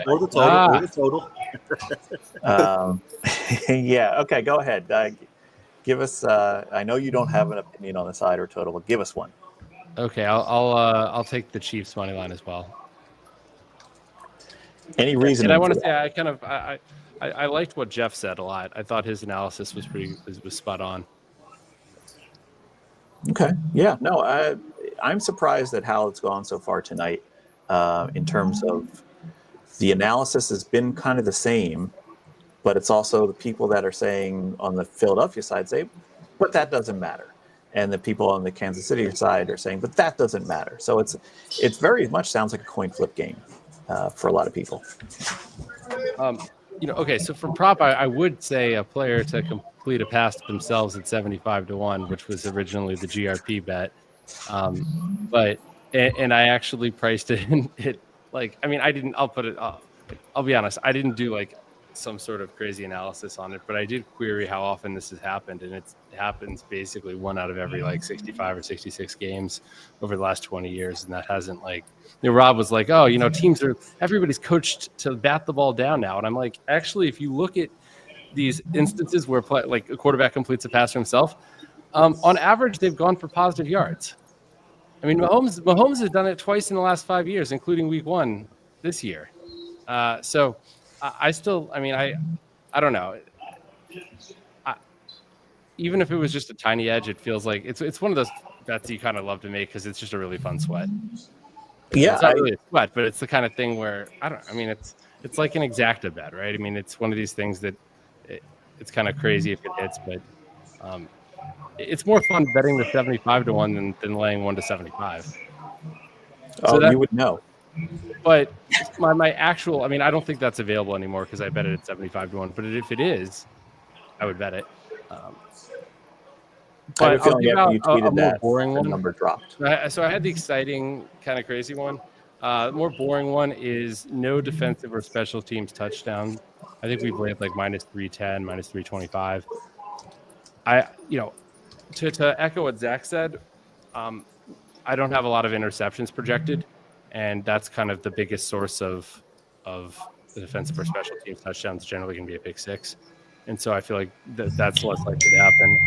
And also, players are taking much better care of the ball than they were 15 years ago. It's kind of crazy if you look at the under 1.5 fumble lines that you see. I mean, Rex probably remembers this. The parlay cards, where they had 2 fumbles in the game listed. Ties lose, but those were, those were the days. But back then, like under 1.5 fumbles was like minus 150 on those games. It's not that way anymore. Part of it's probably the instant replay and being more prevalent than it was 15 years ago. But basically, fewer turnovers and also if you look at over time, the number of punt return touchdowns. And obviously the punting rules haven't changed like the kicking rules seem to always change, but the punt return touchdowns have gone down a ton over the years as well. And so for that reason, my baseline's a lot lower for defensive or special teams touchdowns in general, and in this game specifically as well. So I would lay that price, and I think that's the kind of thing that's probably going to still get better because the public does love betting the yes on that. And so wait till close to the game if you can. Maybe hopefully you can find. Hopefully it gets down to minus 300. That'd be great. Maybe So not after. That line used to be like $2, Rufus, and it's just gotten better because most of the people that are smart as yourself have figured out there's a super edge in laying that, and for the exact reason that you laid out there. Zach, do you remember that one year? I think it was the year where I think it was the Seahawks Patriots Super Bowl. That was the pick six, or not pick six, the interception in the end zone to seal it. Yeah. Malcolm Butler. Of course. Do you remember, we were laying minus 110, no defensive or special teams touchdown at post that year at William Hill. Yeah. Do you remember that? Yeah. And first score to be a touchdown minus 110 as well. I never heard of that. I didn't book it at the time. That's crazy. I was working with what Spanky calls him ribs, but we were just doing regular stuff. But I don't even remember the props on that market at that price. That's what is it? 11 years ago? 12 years ago? You just That's had nuts. a lot of square action or public action coming in, and on yes. I tell you why, because it was the year before that the first play was a safety. Yeah. Or the Seattle's defense was so dominant that they thought that Seattle was going to score. I never thought of that.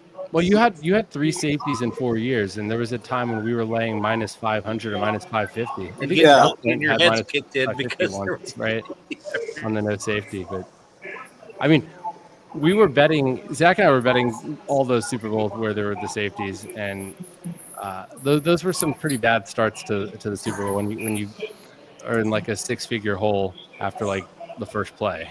Cornegay said that he was sitting people down at the Westgate at the theater.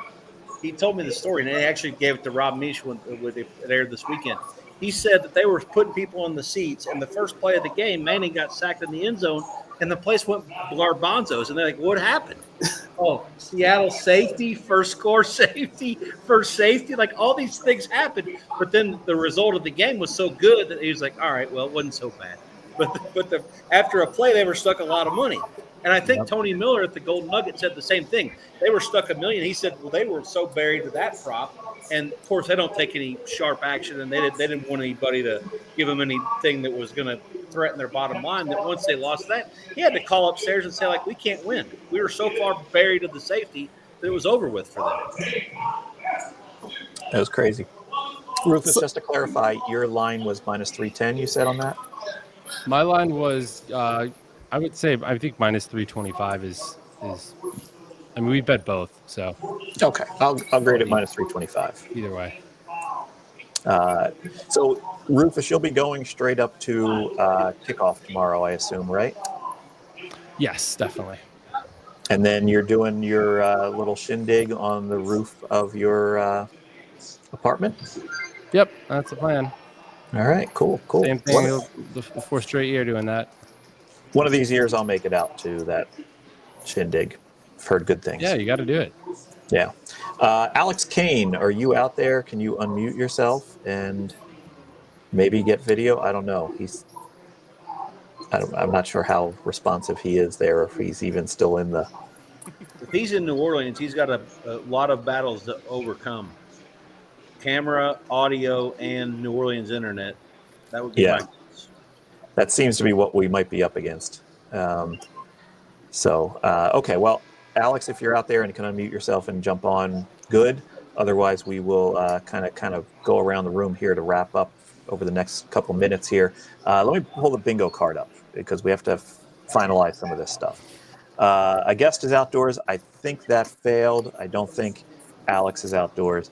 I won't watch the game. That didn't show up today. Everyone wants to watch the game. Nobody mentioned Taylor Swift, not even number one Swiftie. Oh, there's Alex. Alex, how you doing there? Doing good.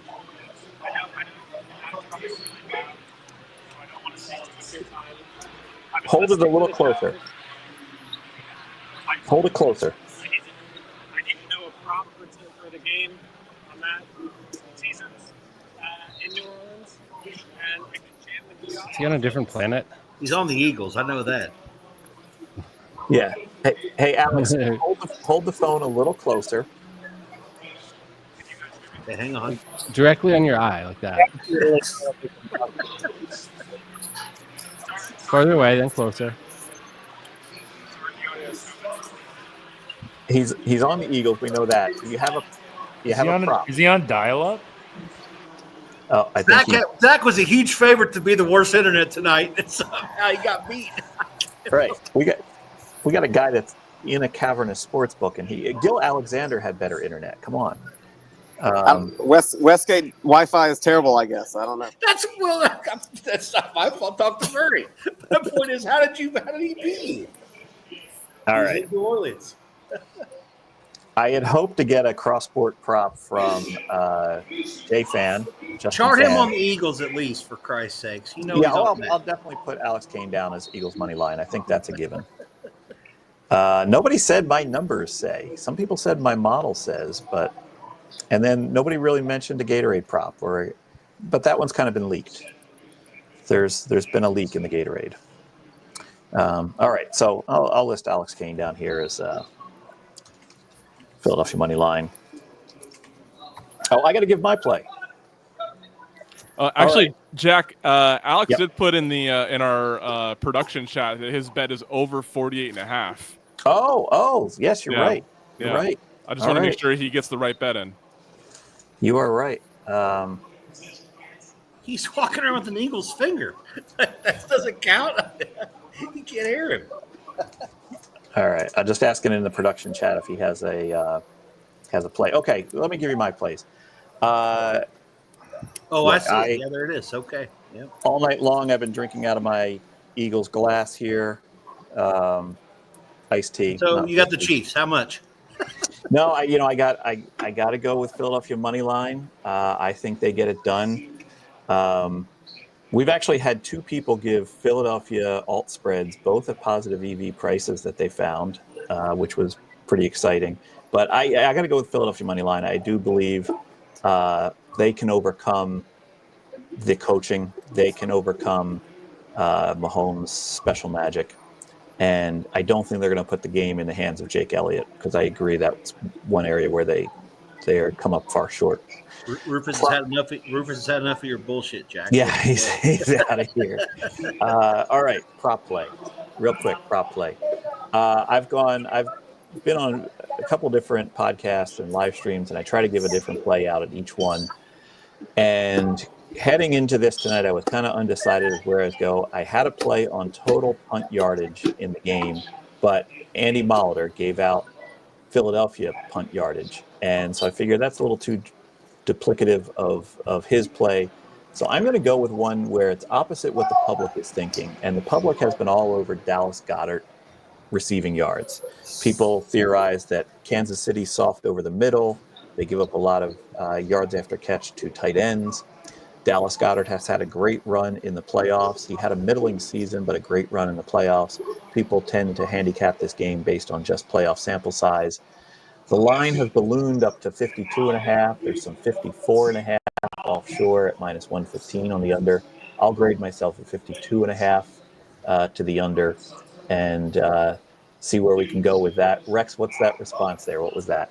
That's correlation of my Devontae Smith. It's simple as that. I told you earlier I like Smith over for everything, so that works out well for me. Okay, good.